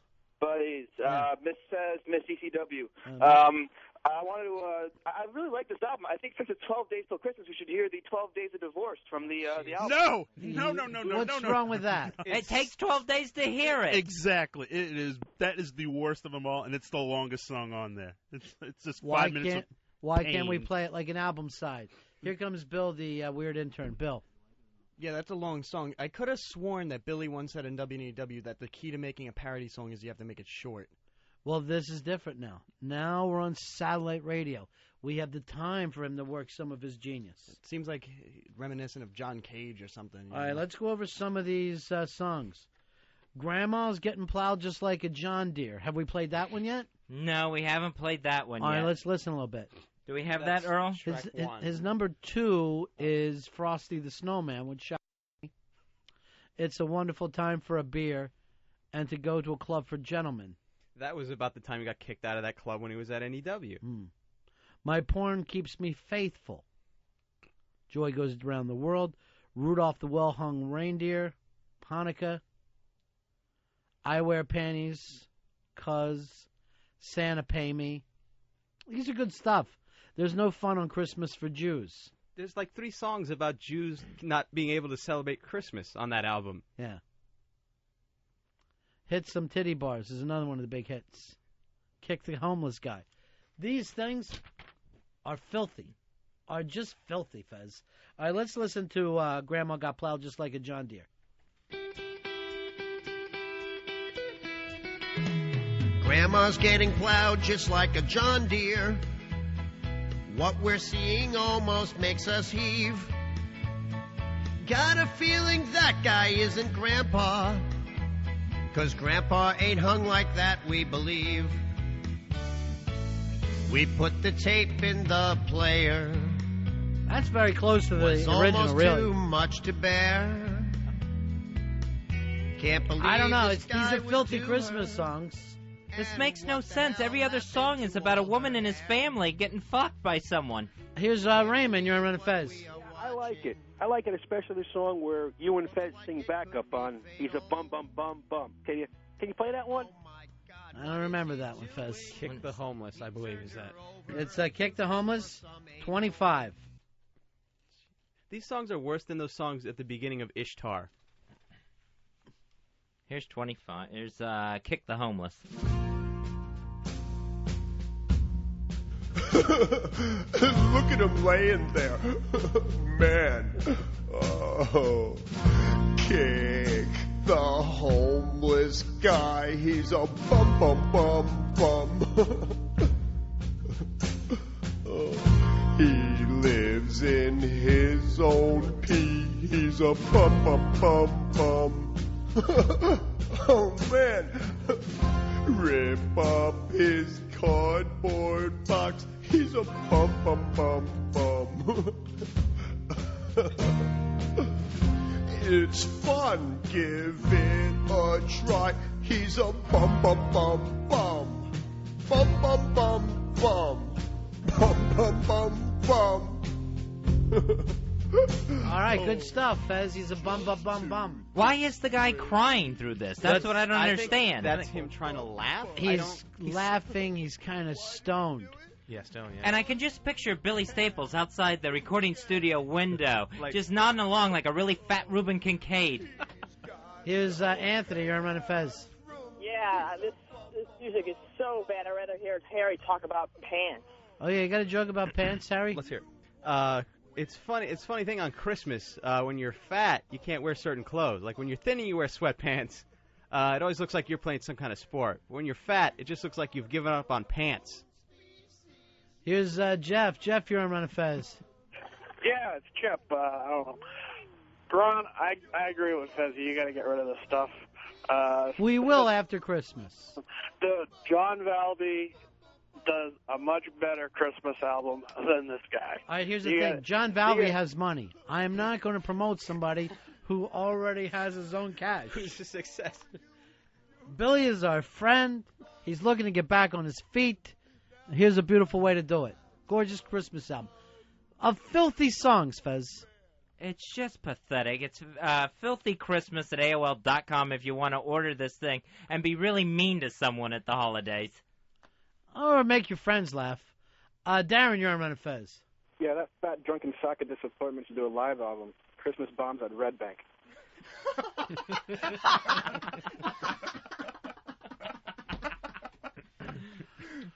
Nobody with me on supporting Billy for Christmas? Not one person? I'm with you. Photoshop Mike, Yeah, I got. yeah. I'd rather hear Dirk Diggler from Boogie Nights when he goes, "You got the look, you got the ugh." I'd rather even hear like that album. Why couldn't Mark Chapman have hit him? Here's Fez's best friend, Mikey D. Mikey. Hey, you know, Billy should have just sang Christmas songs as Fat Tony compared to this crap. That play he did. All right, man. I forgot about that play. Thanks, Mikey. I lost my Christmas spirit. All right, see you later. Okay. I don't know. It seems like it's 50-50 for the album. Anything you like on here, Earl? Nothing. Here's one he's dedicated to Fez, and it's 26. Track 26, which is amazing. Normally, this is a box set. Yeah. I'll be homo this Christmas. Yeah, like I have been my whole life. I love it. I'll be on my knees, begging please. Don't be such a tease. Where can you play this? Hey, for your there's friends. Mistletoe and my friend Joe. He's invading my hiney. Ooga. Where's the rhyme scheme? Christmas Eve. Here's Curtis. Curtis, you're on Ron and Fez. Yeah, I don't have a computer. How can I buy but 5 copies of this? How do you buy 5 copies? Yeah, I don't have a computer. How can I get this CD? Is there any other way that he can buy it with besides a computer? I have no idea. That's the only 3 ways we were given. Yeah. They're all computer, all 3 ways. Wait I outside love this XM after the show. We'll toss one out for I you. love this. I'm sorry, I didn't hear you, Curtis. I'm just saying, I love this. This is great. All right. I'm going to put you on hold, and maybe Earl can help you. He'd like to get some of this, Earl. It's a fast-selling album right now by Billy Staples. Yes, Bill. I could get it. You just throw a $5 bill into the toilet and flush it, and it'll be mailed to you in a week. You and Harry are having a joke off over there. At some point, somebody should laugh at the gags, though, while you're running down Billy. At one point, one of these gags should get a laugh from the room. Not even necessarily me. Here's our friend Well Hung. We haven't talked to him forever. How you doing, Well Hung? Hey, buddies. Yeah. Long time I haven't talked to you, but this has got to be the worst stuff I've ever heard. In a good way or a bad way? In a horrible way. All right. Sorry, bud. See you later. Earl, it seems like you've started this thing. I take full. Oh, I can't even talk. This is so bloody awful. What's wrong? There's nothing redeemable about it. There's nothing. I'm gonna have an aneurysm. I swear to God. Well, don't. Well, how many songs are on the album? 32, I think. Well, 32 songs. There's got to be something on there that for everybody. I mean, they're real quick, like a minute and a half. That's the weird Boom, thing. boom, There's boom. nothing on there for anybody. No. And again, why the bonus tracks? Why not just release all of them? I don't know. Well, there's bonus tracks that you didn't get on the first time through. There's like little Easter eggs that you can find, and you find an extra tracks. Everybody loves that stuff. Well, I guess he had to put the bonus tracks up because he had already put together the front of the album, which also has liner notes, which you don't normally see on the front of an album. We weren't thanked, were we? Well, you know, we're helping them get this thing out there. I go to 14, that's his political number, which I like to see that he's getting involved in politics.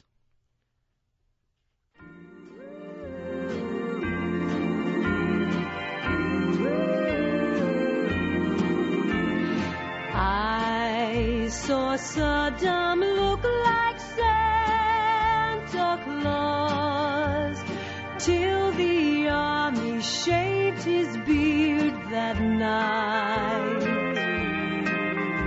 He didn't hear them sneak down his hole outside Tikrit. He thought that he was safe until they caught the bearded freak. I saw Saddam look like Santa Claus, gave up like a puss without a fight. Oh, now that we have caught that creep, all Iraq is fast asleep, 'cause we caught Saddam Hussein that night.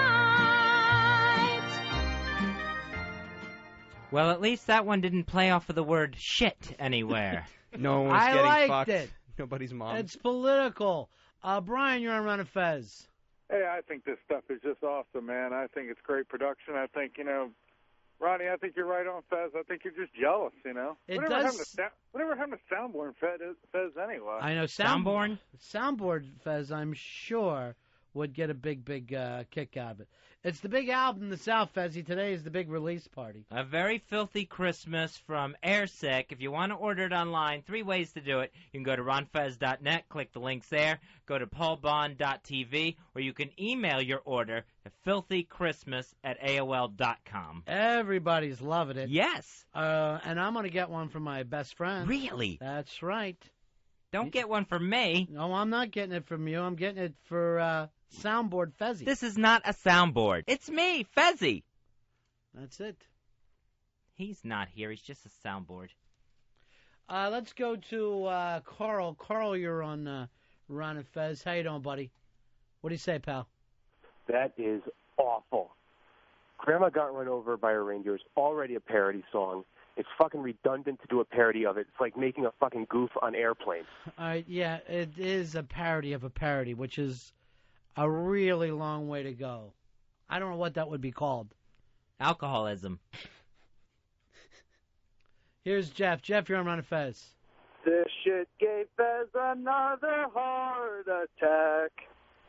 That might be ready for next year. Oh, Volume 2. All right, let's look it over. Let me look over the album here. JC's House of Furniture seems interesting. Let's go to number 28. What is wrong, Earl? Earl just belched. You just call it the Brown album, and the Brown color for shit. I never curse. Ugh. Once upon a time in Jerusalem. Holy cow, shoppers. Jesus wants you to come to JC's House of Furniture for the mother of all clearance sales. That's right. Jesus has given up carpentry to become your Lord thy God, and everything must go. Make tonight your last supper on old furniture. Bookshelves for only 10 shekels. Cabinets for 6 shekels. Diners for 12 shekels and a goat. So rise early this Sunday and get on over to JC's House of Furniture. Going on for 3 days only. It would be a sin to miss it. Get it, Fez? No, I don't. I can only imagine the drunk high fives at 3 a.m. where they came up with JC's House of Furniture. All right, let's go to 4. This is called Go to a Club for Gentlemen. A bunch of these songs sound like a ripoff of Bob Rivers' A Twisted Christmas, especially that last one about the furniture. Well, I mean, it's hard to be new in the parody business. You're already ripping something off. The whole thing's a ripoff. Go to a club for gentlemen where all the girls disrobe. There's one thing keeps me going back, the lack of their wardrobe. Maybe one will come home with me, oh, that is what I hope. Oh, I'd really like the one named Joy, a stripper named Joy. Oh, I'd really like some Christmas joy. The second one on the album that involves someone named Joy. And also the second one about a strip club. Here is, it's our buddy Hard Rock Johnny. How you doing, Johnny? Hello, boys. This stuff is great. I'm thinking if you guys can get in touch with Billy and maybe they can do a video for a couple of these, we'll put it on all over the world because it's so good. Really? The Hard Rock would get behind this? Oh, sure, why not? It's Christmas, it's filthy. What else is there to like? Which video would you want? The Santa Came on Mom's Nightgown or Shits for Christmas? No, I was thinking more about the Grandma Got Plowed like John Deere. Yeah, that one I like a lot, too. We ought to have a party over at the Hard Rock when this thing drops. And you know what? That sounds like a good idea. Yeah. All right, my friend. All right, boys. All right, see you next Friday, pal. Yeah. Peace. It already dropped. I heard the water splash. Like diarrhea dropped. Why do you guys got to be that way? Because it's bad. It's awful. It stinks on ice. On ice? On ice. Like a dead fish? Like, I mean, ugh. There's not one you guys can get beyond? 0. Yeah. Let's go 17. Light the menorah. Let's see how this one sounds. I have the feeling it's going to be bad. Oh, Jesus Christ. Here we go, everybody. Yeah, topical. There's no trees or lights for Hanukkah. Go down the block, the houses are darker. We are wishing we were Christian. On Christmas morn, there's nothing for our children. For 8 nights, we light lights. When did Santa become anti-Semite? All we get to light is a menorah. They don't mention Christmas in the Torah. Our holiday is really such a bore. Light the menorah. Oi! All we get to light is a menorah. They don't mention Christmas in the Torah. Our holiday is really such a bore. Light the menorah. Oi! It's so hard for us to go shopping. We don't know when Hanukkah is happening. What is the date? Are we too late? You can almost hear them go, Now, come on. What are we supposed to do? So you think it's easy to get gifts when we only pay wholesale? All we get to light is a menorah. They don't mention Christmas in the Torah. Our holiday is really such a bore. Light the menorah. Oi! All we get to light is a menorah. They don't mention Christmas in the Torah. Our holiday is really such a bore. Light the menorah. Oi! Oy vey. Why was I the only one clapping along with a very filthy Christmas? Again, what year is this? Yeah, I can't wait to hear his parody song to the safety dance. Why not? If it's funny, if it works, well, it's and not, it's though. funny. It's terrible. I don't see how you can make parody songs making fun of Jews and not use anything about them being cheap or any of the real stereotypes, and you just use the Christmas ones. Wow, that's uncomfortable. Ray, you're on Ron and Fez. What's up, boys? Yeah. I think you guys are giving Billy a hard time. I think it's a pretty good album. You know what? It works for what it is. It's a. Staples record sales will be lower than Robert Reed's T-cell count. Ouch. It was he got me. I'm gonna say the truth. Here's what you guys don't understand. All right, you know how people put out Christmas albums, right? Sure. Mm-hmm. Imagine a filthy Christmas album. But it's got to be funny too. And good. It's not either one. It's filthy, though. I've never sure is seen filthy. some of these guys chest up and all decided they want to go after somebody. Earl, it's just every day. Earl, you got 10 days till Christmas, right? How many more shows do we got before we take a short break? 2 weeks, right? 2 weeks? Or 1 week? 1 full one. Yeah. 1 full week from today. So does it hurt us to play this occasionally and give Billy a little plug? I think yes. Yes, absolutely. It's Christmas. I mean, I understand that. And what would Jesus do? I'm sure he would play his friend's album. Dirty parody songs. Todd, you're on Ron and Fez. How you doing? Good, buddy. Frosty's got blue balls 'cause he's never gotten laid. That's as far as I got. All right, let me say Frosty is number 2 on the big track, Fezzy. A very filthy Christmas. I wonder if shit will be involved.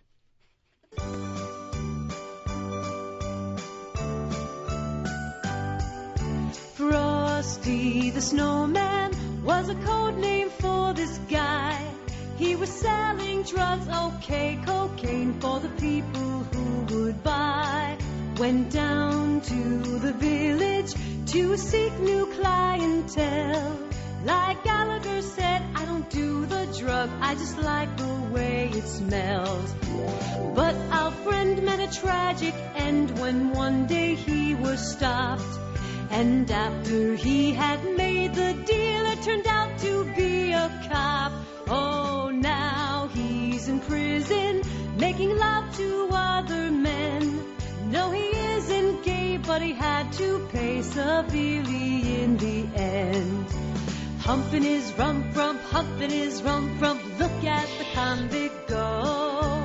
Humping his rump, humping his rump, all because of love. Oh, take out Frosty, insert name Billy. He quoted Gallagher. You didn't find it a little bit amusing that the snowman was a coke dealer? No. You don't find that this would be perfect for an office party? It was a song about Tim Allen. Here is Jim. Jim, you're on Ron and Fez. Hey, Jim, go ahead, buddy. Yeah.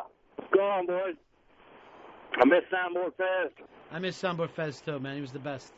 Hey, on Earth 2, his album sales will go aluminum. Yeah. Thank you. Aluminum? Yeah. It was a little joke he was doing, like an Earth 2 thing. Earl said he liked track 19.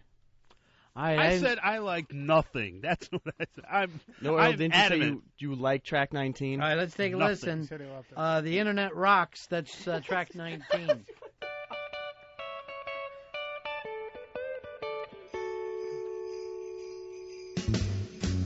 The internet rocks. You don't have to hear those registers ring. No shopping to drop in for all my loved ones. With the click of a mouse, I'm done. The internet rocks. Have a great time, 'cause there are no lines. Stay in, no driving, and shop anywhere. In your underwear, find the toy cars or All right, so bras. I think that was for terrestrial radio. That's kind of more of a easy listening one. Radio edit. Yeah. Here is Mayor Bluebird. Hey, I'd like to book the boys to sing their songs Christmas Eve at 30 Rockefeller Center by the tree, you know? It'd be good TV coverage. How can I get in touch with them? All right, here's how you go and check it out. RonFez.net, which we're doing a party, and I'd like to bring the CD to the party this Saturday night. Oh, that'll clear the place out. It's going to be this Saturday at Calico Jack's on 2nd Avenue in New York between 42nd and 43rd Streets, and the party starts at 9 o'clock. $25, get you all you can drink beer and mixed drinks. Hey, John, you're on Ron and Fez. Hey, record or album? I Yeah. want it. Okay, where is it at? It's a CD. Here's what you got to do. Email Billy if you'd like. filthychristmas@AOL.com. And then there's also links if you go to ronfez.net. On yours. Okay. Yeah. Appreciate it, guys. All right, see you later. You'll see be this? sorry. Not everybody's like you guys. They're not sitting here with hate in their heart. I had more respect for Billy after he said he would rape women in a war for our country. I don't even remember when that happened. Oh, it happened. Here's Paul. Paul, you're on Ron and Fez. Hey, Ron and Fez. Yeah.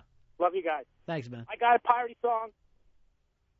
Please don't let Air 6 sing. Let them die in a car crashing. Like, some people aren't going to like it. Some people don't like the Rolling Stones. I'm not going to lie to you. There's people out there that will tell you that the Rolling Stones suck. I like that parody. Darren, you're on Ron and Fez. 4 busted staples, 3 Tesla cords, 2 poison livers, and my daughter doesn't want me in her marriage. That's a good parody. Where can I get Darren's album? Hey, Earl, how come we haven't heard from Billy yet? Have you tried to get a hold of him? Have you tried to give him a buzz? He's probably passed out. We can try Stop to get it. a hold of him. Stop it. I mean, why? Make sure O&A don't steal this album from us. What?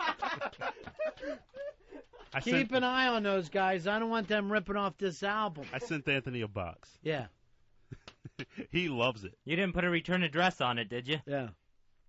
Here is, well, look who it is. It's your friend Elfish. Hey, Elfish. Hey. What's up? You tell me. You told me to call. Oh, hi, Elfish. Elfish, what can we do for you? I want to bet Fez. Well, didn't you bet him yesterday?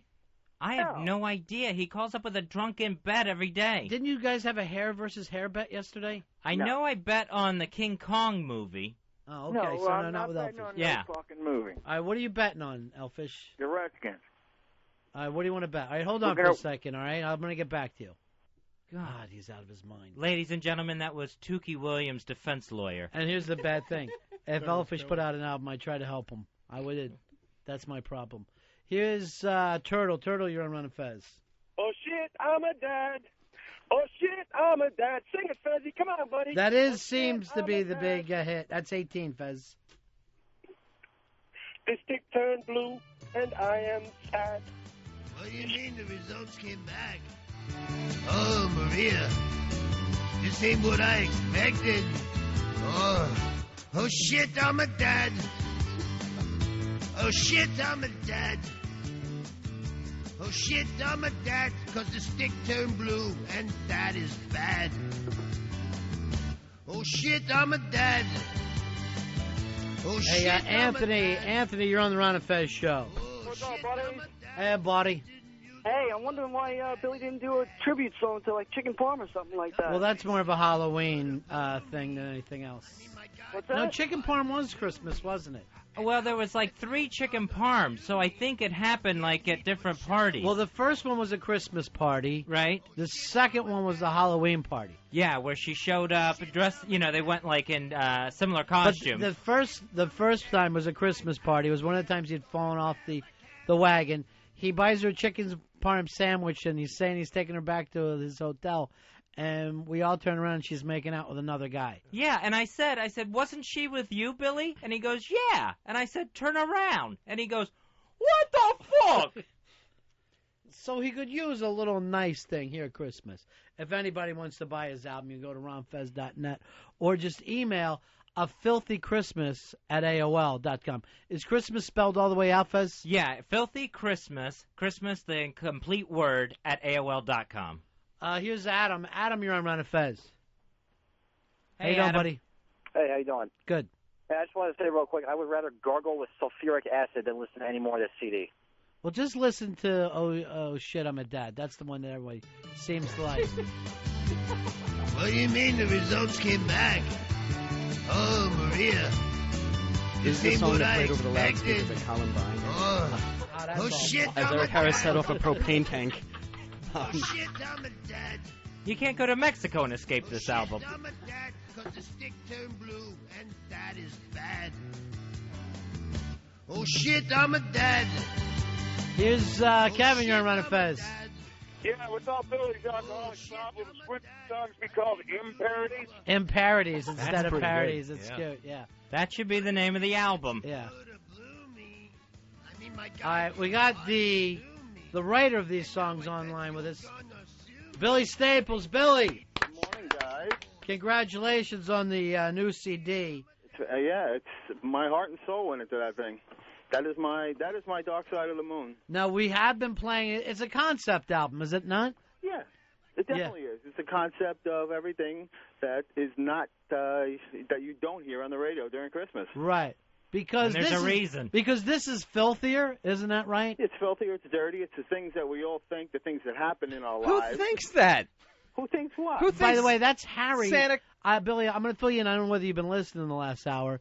We're playing a lot of your cuts, promoting it. Mhm. Harry and Earl, the producers, that, let's face it, are a little jealous of you. When did Harry become a producer? That's a good point. I can't give him any credit at all. As a matter of fact, even his ball busting hasn't gotten any laughs today. Mhm. But he's very anti-Billy Staples. Well, those who can't criticize. True. Who can't write shitty parody songs? Do you write anything, Harry? I don't write Harry, parody if songs. you come up with you a write- funny parody song, I I'll be on don't your care. side. I'm not a parody song writer, but What are this you? is awful. What are you? I can't keep up with the orders. Harry. Doing nothing. Yeah. So, how's the album doing? Is it doing well, Billy? Doing very well, Ron. Yeah. Doing very well. And I'm actually getting requests from radio stations who've heard about it for Great. copies of it. What, I to know- move out of the area? I know you've sent one to some of our buddies in Florida, J-Dubs and El Jefe. Uh-huh. Are they playing it at all? I haven't heard back, but Dub said definitely would, and I sent them, a couple to give away Right. and stuff. So What'd they ever do to you? A2 Fezzy? A2 Fezzy. And who else is getting this out there? Let's see. We got a couple of guys in Boston got in touch with me. What are their names? Oh, God, hang on a second. The Boston guys? Yeah, Kevin and... One of them's the Strangler. Kevin and Bean? Yeah, no. In L.A.? No, Kevin and Doug or something like that, and Bob and Tom. Bob and Tom are playing it. Yeah. All right, that's big stuff for you. Yeah, and then, it's going really well, and you know what? Yeah, sure. Anything from Billy Staples. I could write a bunch of songs for the Pope, and it would get criticized. Funny, filthy Pope songs would be great. I'd love to hear that. You know what? And it's like, I love Earl. Earl, what does Earl do? I mean, come on, Earl, I love you, but you know what? You don't have a creative bone in your body. And That's true. Bill, you're like the Earth 2 Brian Wilson. Harry, you couldn't fill an audience if you paid the people. Yeah. We went from Mookie Wilson to Brian Wilson. Here's Earl. Earl, you're on Ron and Fez. Hey, how y'all boys doing up there in New York City today? We're real fine, Earl. How are you? All right, man. Hey, brother, that album would be complete if he had some songs on there about killing Mexicans. And I will play that shit at the church's Christmas party. Thank you very much. Hey, you thought about any anti-Mexican songs, Billy? Well, I do have the one, but I was going to do an anti-Muslim song, but I ran out of time. Well, I know you have 36 songs on this album. That's correct. There's a little bit of something for everybody. I didn't even know there was 36 Christmas songs before you could do that many parodies. 7 are bonus tracks, which aren't really Christmas. So. What are the bonus tracks about? More topical things that have been going on. That's Jessica Simpson, things like that. What do you know what that is? Because I don't have it on here. It's tracks 29 to 36. Jessica Simpson being an imbecile. About the Dukes of Hazzard. All this stuff is about. Every song is about Jessica. No, 2 are from, and then one is about bowel problems. Again, more shit. Yeah. What is wrong with you guys? Yeah, Harry, shit comes out of your mouth. How many songs? How many songs are shit related on your album? Gee, you know what, Harry? I don't really think about things like that. It's your album. But who thinks about how many things are shit related? When you write 17 songs that all say shit on them, you do a shit unplug set. Yeah. Well, which 17? Is it? Oh shit! I'm a dad. Hold on. Shit on Christmas. Oh, time out. How many curse words are there, Harry? Let's figure them out. If you're going to write 36 fucking songs, douchebag, how many? Use douchebag. You could use that one. Switch it up a little bit. It's original. There's two songs about you going to a strip club. There's 3 about how Jews can't celebrate Christmas. Learn the word original. It's something you don't know. It's something that's not. Yeah, original, like parodies. Yeah. Very original. Yeah. Well, you're right. No one will copy it. Yeah. Yeah. Well, when's the last time you did something that you didn't get from somebody else? True. All right, so Billy, you got a pair of balls to criticize something that's unique and different and was. I'll write a song about my balls and put it on your Christmas album. Why do they have to kill everything that's beautiful? So I'm not even. Billy, you're going to get some of that. Bothering with a paid intern. I know you're going to get some of that. That's going to happen, Billy. It's going to happen, Ron. People, people have been jealous of me for a long time. Right. Especially the local tri-state area. We've had a lot of fun. They miss me, and this is their chance to get a dig at me. They've gone 2.5 years without having a chance to, put staples down. So, hate the game. What is it? Hate the game, don't hate the player. There you go. Here's Charlie on Ron and Fez. Hey, I was thinking he ought to change the name of the album to A Red Bank Christmas. That'd really sell. That would have been a good subtitle. Here's Chris. Chris, you're on Ron and Fez. Hey, buddies, how you doing? Good, man. Listen, I think everything's done real professionally. I enjoyed it. I'm liking what I'm hearing. That's very nice. Isn't that nice for you? Billy, how can people pick up this album? They can go to the Ron. All right. For that, but he's still got a plug-in, so who cares? Go ahead, Billy. Plug away. Go to ronfez.net. Right on the front page, there's a Billy Staples Christmas album. Do you click the turd? No. Fez, you know what? You're getting one for Christmas, so I wouldn't be criticizing this too much. And someone else is getting one for Christmas. That's getting passed along. I wouldn't do that to anyone. So, come on, Fez. I expect a little more from you. All right, Billy. Well, congratulations on the new album. Glad it's going well. Guys, I cannot tell you how much I appreciate the good word, the amount of respect that I know you've shown this CD, Ronnie, because you appreciate good writing, good talent, good production. And I want you up and back on your feet. I really do. Yeah, and you know what I can use. It's good for me, being where I've been and what I've got going on. Soon you're going to get your license back. January 14th, I'm legally allowed to. Whether I'm physically allowed to is another point. Right. But January 14th is the day. All right, buddy. Listen, thank you again for everything, Ronnie. Okay. Fez, you'll learn to like it, man. It's like a lot of other things in life. You're going to learn to like the food you have to eat. You'll learn to like the CD. All right, talk to you later. later. Love you guys. See you later. Learn how to like a turd sandwich. The world needs ditch diggers, too. All of you should be ashamed of yourself. Other than Photoshop Mike. I like some of them. There is a guy who could use his friends at Christmas. How much is that to ask for? Could also use talent too, but You can only exercise a little couple things at a time, you know? Paulie, there will come a day when you say to me, Ron, remember me? I would love to need this bump. And you know what I'll do? I'll be there for you. That's what in for a penny, in for a pound. That's my motto. Because you're a stand-up guy, though. Thank you very much. Paul's Christmas album? Now, you don't know what it's going to be. You might need me to make a phone call to somebody, take care of something, help him move something, and I'll be there for him. Ronnie, you've treated me almost better than family. Of course I have. Well, your family, yes, Earl. Uh-oh, here's the but. What's the big but, Earl? No, but you've had to literally and figuratively kick me in my ass every once in a while, too. Yeah. And I appreciate it because to me, that shows more that you care. Right. Than anything else. This is Billy's tough love. It's like you gotta try something else, or at least refine it, or think it all the way through. Can I get my favor now and ask that you don't play the CD anymore, and then you won't owe me one later? Your favor is I let you live. That's your fucking favor from me. When you wake up in the morning, it's because I'm not doing what should be done. So think of it that way. All right, here's some bad news, Fezzy. Gerald Ford rushed to the hospital. Yeah, he hasn't been in real good health for a while. Decades. It's really been like 20 years. And he's got to be closing in on Reagan's record of oldest living president. Nah, well, Reagan doesn't hold that record anymore. He's dead. Fezzy, I know you've been in a bubble, and I don't want to break it to you. All right, hold on. Let's take this call. Here's JT Money. JT, you're on Ron and Fez. What's up, buddy? Hey, buddy.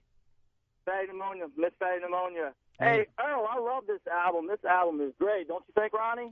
Well, yeah, I think it's oh, bring me some matches and some gas, Ramon.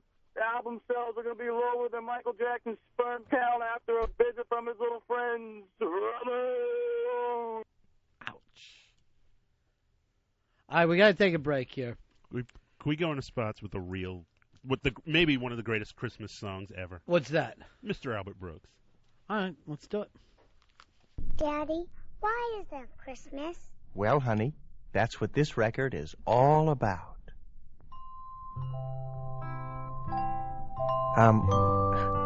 What did you ask me, sweetheart?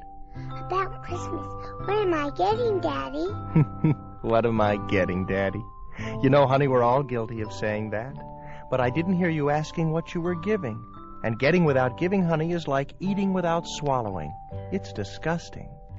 I don't understand. Yes, you do, sweetheart. Remember what I told you once about Santa? Anita? No, Pumpkin. Santa Claus, sweetheart. You said he knows when you're sleeping and he knows when you're not sleeping. So for goodness sake. Well, darling, your paraphrasing makes me chuckle. Sometimes I wonder if through sheer stupidity children aren't just as smart as any grown-up. Anyway, lovey, Santa knows who's asleep and who's not, but he also knows something else. He knows the meaning of Christmas. And do you know what that is?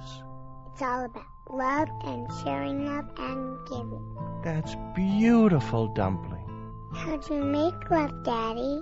Well, it's a complicated process, sugar, and it really has nothing to do with Christmas. Does it have anything to do when you cover Mommy with No, honey. raisins? Honey, you want that bicycle, don't you? Yes. All right, then let me ask you a question. What are you getting Daddy for Christmas? Nothing. You hate presents. Sweetie, have you taken leave of your little senses? Daddy loves presents. Gave you a present last year. You didn't like it. Well, honey, I didn't go crazy over it. It was a drawing of a zebra. But I made it. Well, you make noise too, sugar. So what?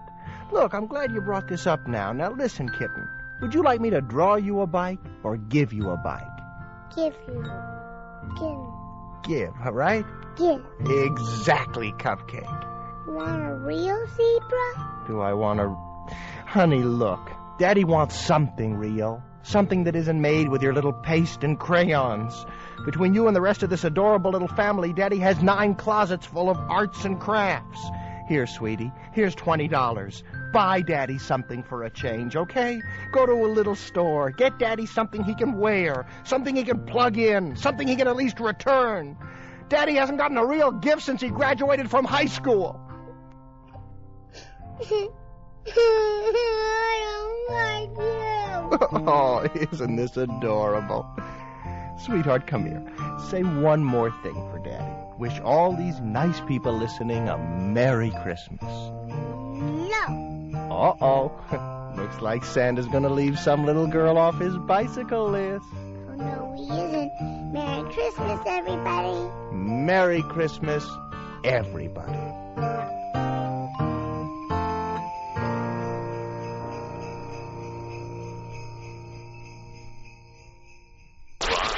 Fezzy. The Ron and Fez Show. XM202.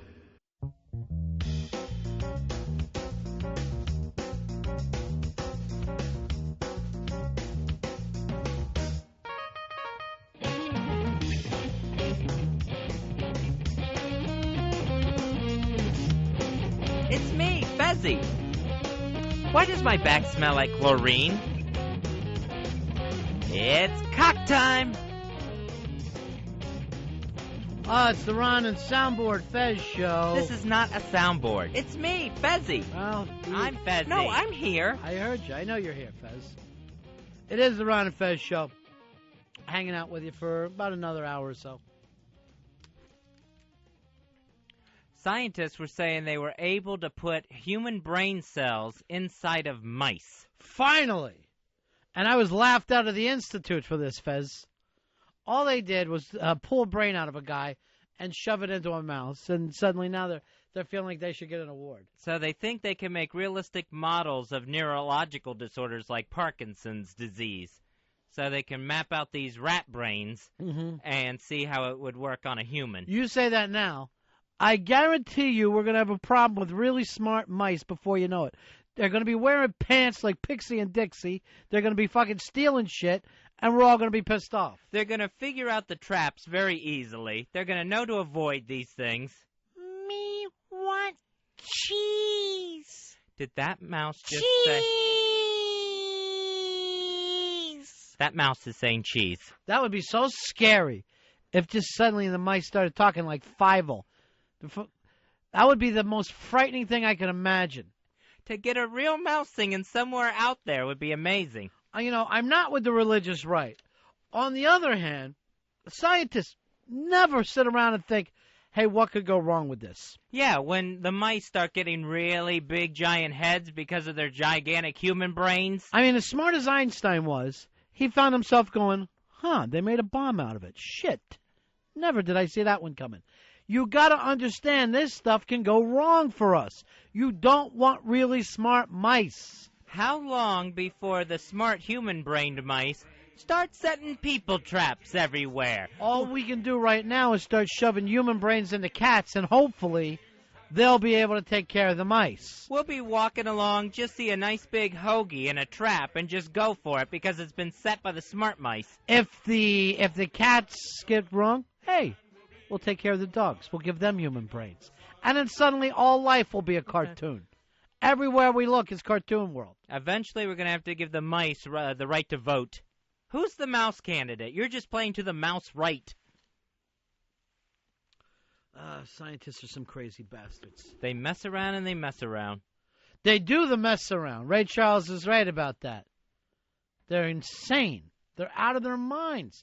You don't want to start giving human brains to mice as fast as they are. That's how we have dominion over the beasts of the field. Oh, those days are almost over as it is, Fez. Animals getting smarter, humans getting dumber.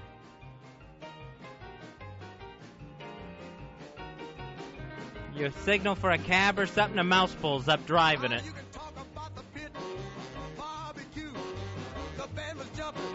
The people too, mess around. They're doing the mess around. They're doing the mess around. Everybody's doing the mess around. Smart mice. This song is playing in laboratories across the country.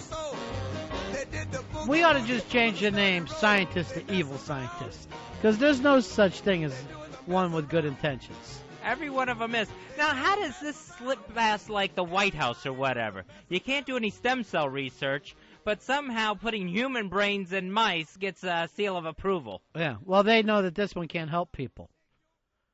it can only help mice. Don't they realize that? That that's part of the problem? There's just some right now. There's a gang of some kind of mutant mice that are going like this. The worm is turning, my friend. They're wearing smoking jackets, just living it up. Here's Brian. Brian, you're on the Ron and Fez show. How you doing, buddy? Hey, pretty good. Yeah. Hey, isn't this thing, this whole situation a result of Walt Disney's "I Had a Dream" speech? That is where it all started. Walt Disney had a dream, Fezzy, that one day mice would rule the world, and it's happening. Sure, he's the first one to put a mouse in pants. Of course, that's exactly what he wanted. Why don't we try to get him superhuman strength and teach him to fly like Mighty Mouse? We're dumb enough to do it. Here I come to save the day. Just a little mouse with a cape flying around punching people real hard in the stomach. I know. Next, just, give bats laser beam eyes. It's where we're headed. We keep experimenting, and we're going to experiment ourselves right out of existence. Bats with laser beam eyes. Not bad. Not bad at all, Fez. That Mighty Mouse, he did look cute with his little cape flying around. Why do all the superheroes have capes? Batman has a cape. Superman has a cape. Yeah, I understand why Batman has a cape. Because he uses it, it turns like into a hang glider or whatever. When he's jumping off of buildings and stuff. But that doesn't work. How does it work for him? There's no cape at all that can turn it into a hang glider. Yeah, and he also uses it for protection. Like he'll cover up in like a heat shield or something. Right. I've seen him do that too. So it's a heat shield that you can fly with. Yeah. Does it make sense to you? No. And then you blame George Clooney for ruining Batman and not Bob Kane, who just makes up crazy things. That couldn't happen. Superman, I have no idea why he wears a cape. He could fly without it. It's not like a special flying cape. Right. With, some sort of magical powers. I hate to say it, it looks somewhat gay. Dennis, you're on Ron and Fez. Yeah, what about the Pinky and the Brain? Here they come. Oh, yeah, that is what Pinky and the Brain was about. Was about a mouse that they effed around with. Yeah, they were lab mice. Yeah. They got too smart. Because Pinky and the Brain, one was a genius, the other insane. Is this still on TV? Nah, I think it's done. This was great. The Pinky and the Brain, yes, Pinky and the Brain. One is a genius, the other's insane. They're laboratory mice, their genes have been spliced. They're Pinky and the Brain, brain. So Batman needed a cape. Superman needed a cape. Hey, Anthony, you're on Ron and Fez. Buddies. Yeah. Aquaman never had a cape. They sure had a song about it. Well, here's the problem with Aquaman. You have a cape, and that's going to drag you to the bottom of the sea. Oh, yeah, you can't swim with a cape on. You ever try that? It's hard enough when I go to... You're not going to believe this, Fez. I've never worn a cape for any reasons. When I was a little kid, I wore a cape every day. Just constantly. Yeah, but yours was more like the way an English poet would wear one. It was like my opera cape. Yeah. Yeah, opera has capes, right? Yeah. Anything else? Trying to think. In real life?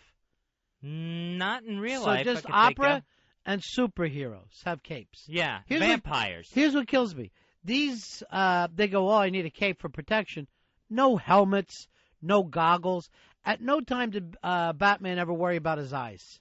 No. You would think you're setting stuff up for protection, goggles.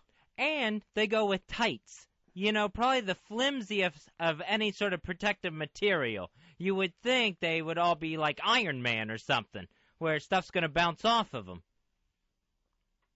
So you want them dressed up like knights?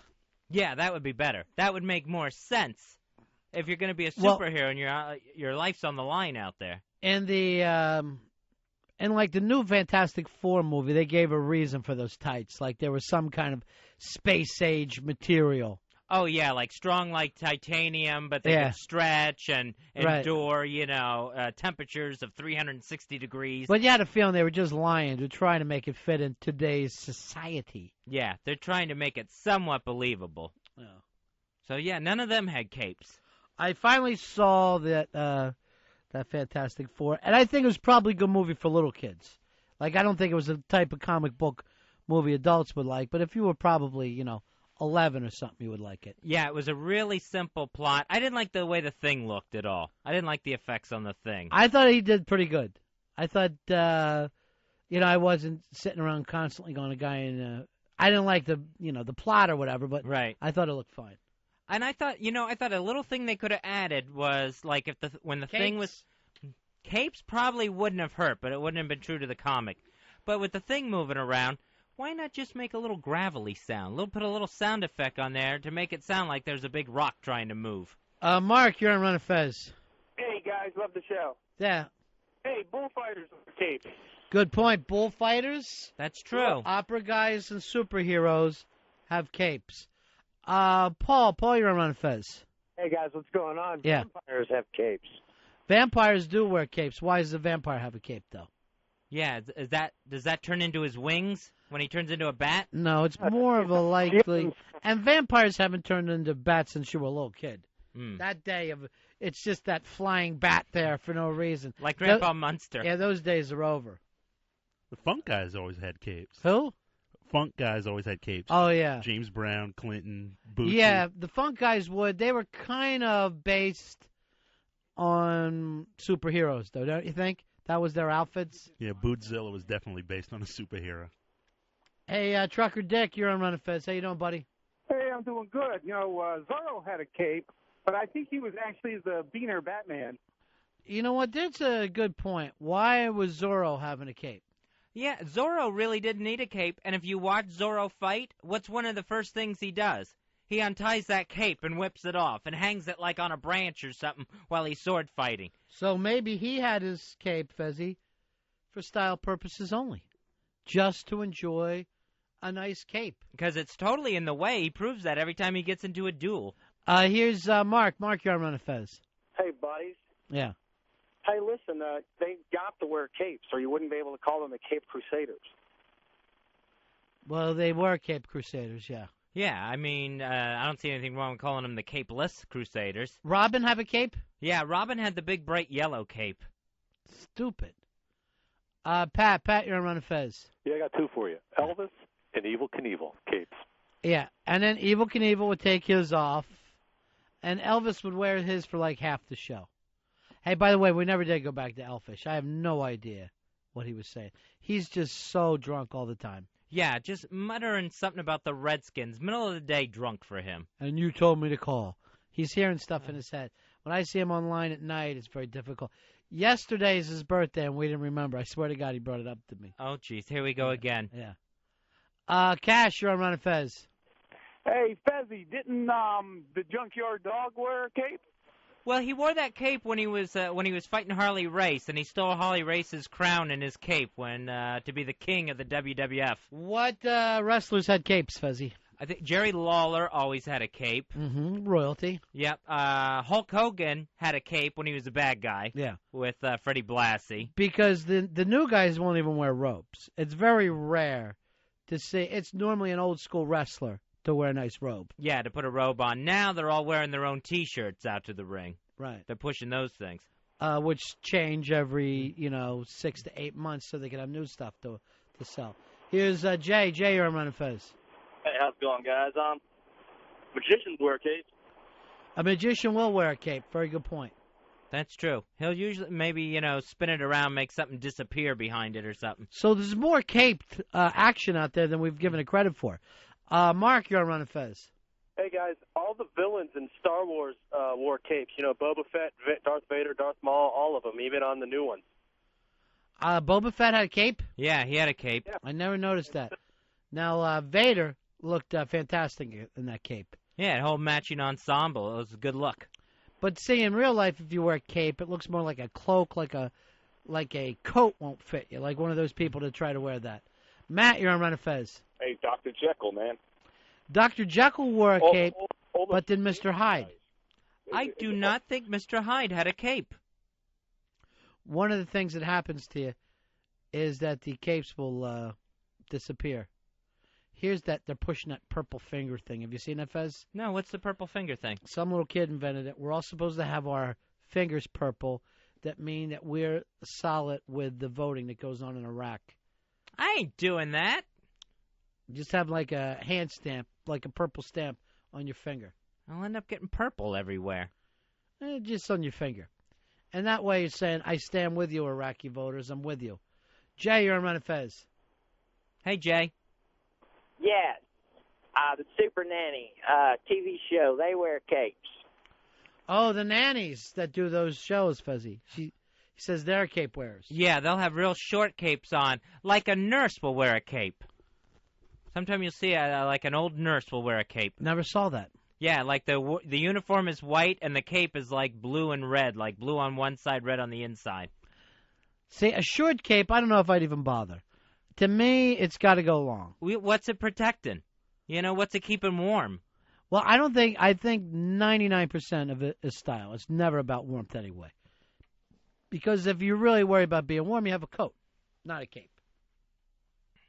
Here is Sean. Sean, you're Ron and Fez. Yeah, pimps. Pimps wear capes. Old 70s pimps would wear a cape along with any kind of bejeweled glasses to kind of set that off. And then it would be matching jewels on said cape.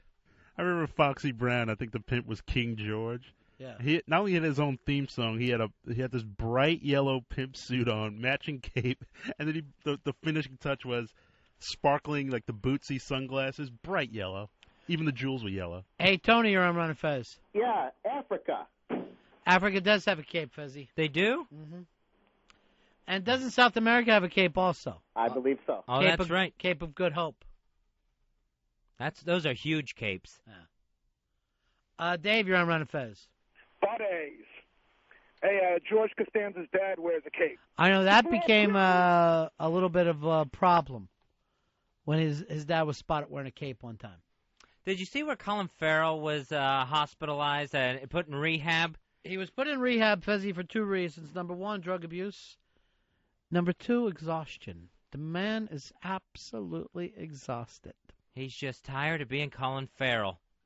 Well, when they mean exhaustion in the medical way, they mean nerves. They're not saying, oh, he's exhausted, he's tired. It's exhaustion, I'm shaky, fucking all weirded out guy. Can't get through another day of life. Right. You're on your last straw there. Everything is just your last nerve. Everything is bothering you. So I guess he was in Miami filming the new Miami Vice movie with Jamie Foxx. When is that thing going to stop filming? They've been filming it for a year now. It's been going on forever. And I had heard that he had put on a lot of weight, too. Which the painkillers will do to you. Well, you tell that to Rush Limbaugh. He seems to be the only person with a down problem and lost weight. Bobo had a down problem last year, put on 60 pounds. That's what normally happens when you fuck up your metabolism. There was something about him. See if one of the guys could find the story. I saw it like two different ways. Where they were going to let his doctors be subpoenaed to see if he was getting these drugs illegally, all these 30,000 painkillers. They accused him of as kind of going to different doctors without the other one knowing. Oh, the doctor shopping. Yeah, doctor shopping. So I actually saw it both ways today, where they weren't going to subpoena his doctors, and then when they were. Yeah. Well, let's find out. Paulie will get to the bottom of it, Fez. He's the #1 intern right now. He's Sweet Paulie Purebred, ace reporter. He has replaced the champ as the top of our list. Franco, you're on Ron and Fez. Hey, boys. Yeah. Hey, the cape thing, it's cool unless you're wearing tights. Then it's gay. So a cape is fine for a vampire, not for a superhero. If you're wearing your cape with a suit. Yeah. Some sort of tuxedo. Here is Dave. Dave, you're on Ron and Fez. Buddy. Hey, buddy. You got Massachusetts has one. Yeah, and sure. You got all them little bastards on Harry Potter. Seems like they all have one, too. Well, they don't have capes. They have robes. That's a wizard's robe, Fezzy, which I don't believe is like a cape. No, because it would be like a two-sided cape. It's more like a poncho is what they're wearing. Nothing near a cape. Or a nightshirt, which you can wear outside. And I wish that would catch on for men. Oh, that would be nice. That would be very comfortable. If you could just wear a nightshirt to work, which wouldn't be the same as wearing a dress. It would just be like wearing a really long shirt that your balls could be free under. People would love it. Ah, ball freedom. I would love muumuus for boys. Boy muumuus. Start it, man. Start it off. You're a trendsetter. You make things happen. I should try. Alex, you're on Ron and Fez. Yeah, the Great Gazoo, that little green guy in the Flintstones, he had a cape. Great Gazoo did wear a cape, Fez. Yeah, but then Spider-Man and Incredible Hulk don't have one. Spider-Man never wore a cape. The Flash never wore a cape. No, because they were moving too fast. Friction, I think. Are you telling me that either one of them moves as fast as Superman? Because I will have to disagree. The Flash does. No. As fast, maybe, not faster. No, I think the Flash goes faster than Superman. You will find out that you're wrong. There was a race between the two of them, and it was a tie. It was a tie? Mm-hmm. God. That was in the comic books. Flash let me down. I know you say that you read comic books. By that, you mean you watch comic book movies. But anyone who would ever read comic books knows that one time there was a race between the two of them. I thought the Flash won it. Let down again.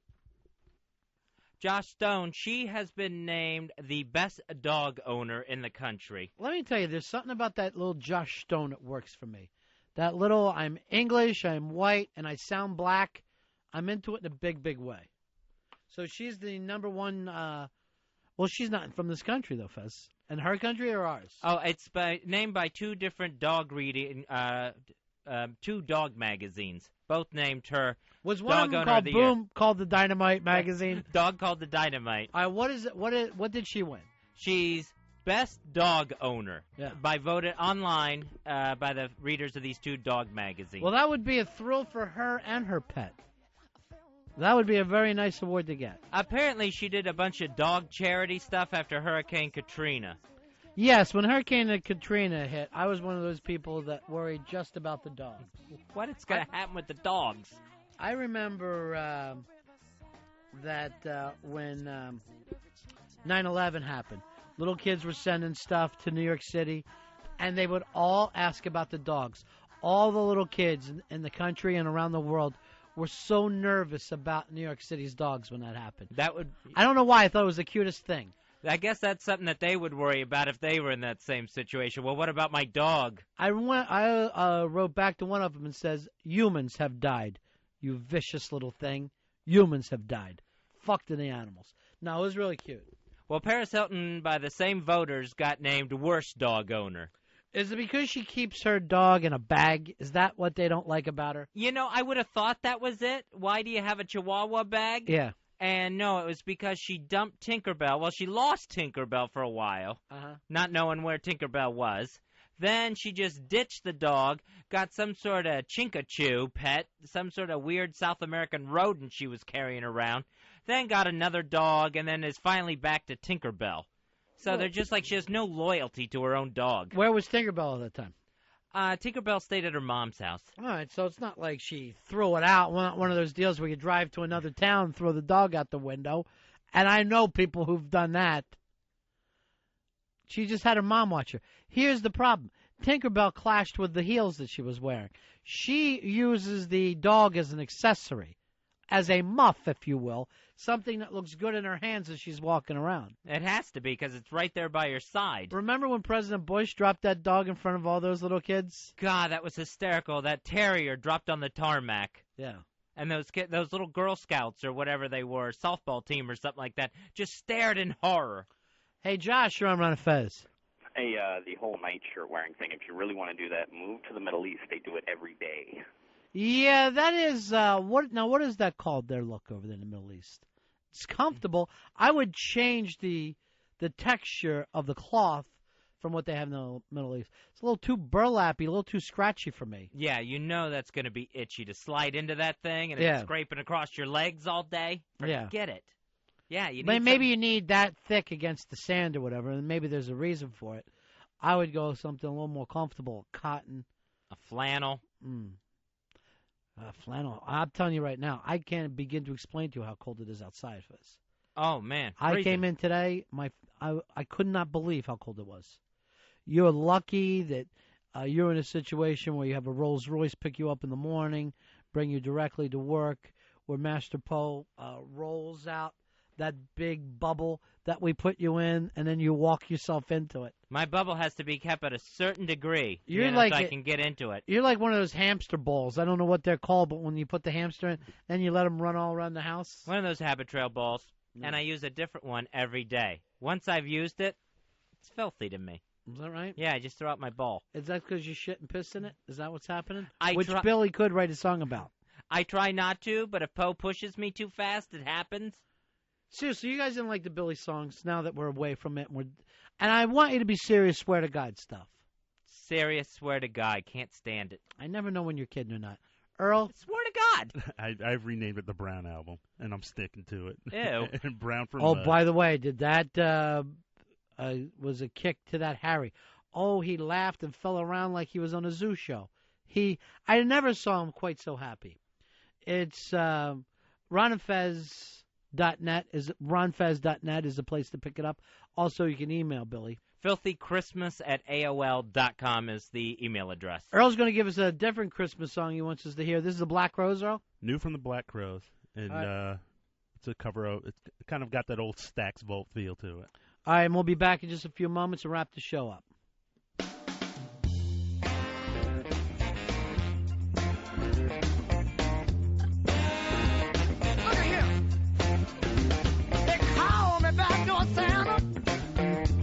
I make my runs about the break of day. Well, they call me back on Santa. I make my runs about the break of day. Yeah. Said I make all the little girls happy while the boys are out to play. Listen, I ain't like old Saint Nick. He don't come but once a year.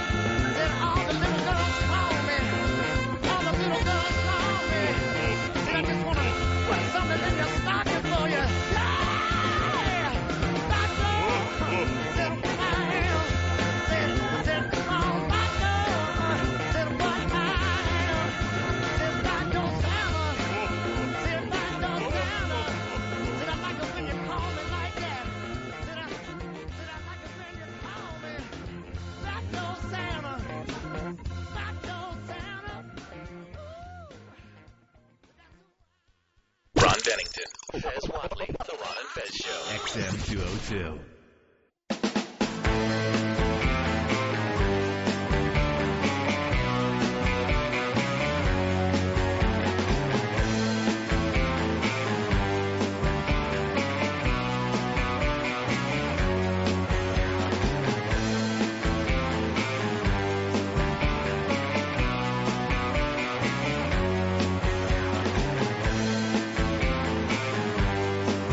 Fez Show.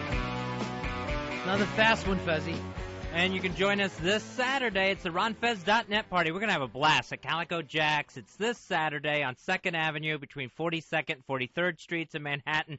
Party starts at 9 o'clock. You can check it out and get a $25 wristband. That'll get you free beer and mixed drinks. Plus, we'll have some prizes to give away while we're out there. It's not exactly free if you're paying $25 for it. This is your opportunity to give Fez that big Christmas kiss. Because he could have been dead this year. Oh, yeah. Yeah, you're lucky to see me this season. This could be it, from what I understand from his doctors. This could be the end of it. What did my doctor say? Paulie is checking on the Golden Globe nominations. They came out today, Fezzy. And I finally saw the show Crash that everybody talks so much, and it was on Oprah this year, and that was it's supposed to be the big, smaller movie. I think it's got to be my worst movie of the year. I thought it was just so awful. Really? That's the one where, like, there's interracial moments? There's nothing but, the black hates the Chinese, who hates the Mexican, who hates the Arab, who hates the white guy.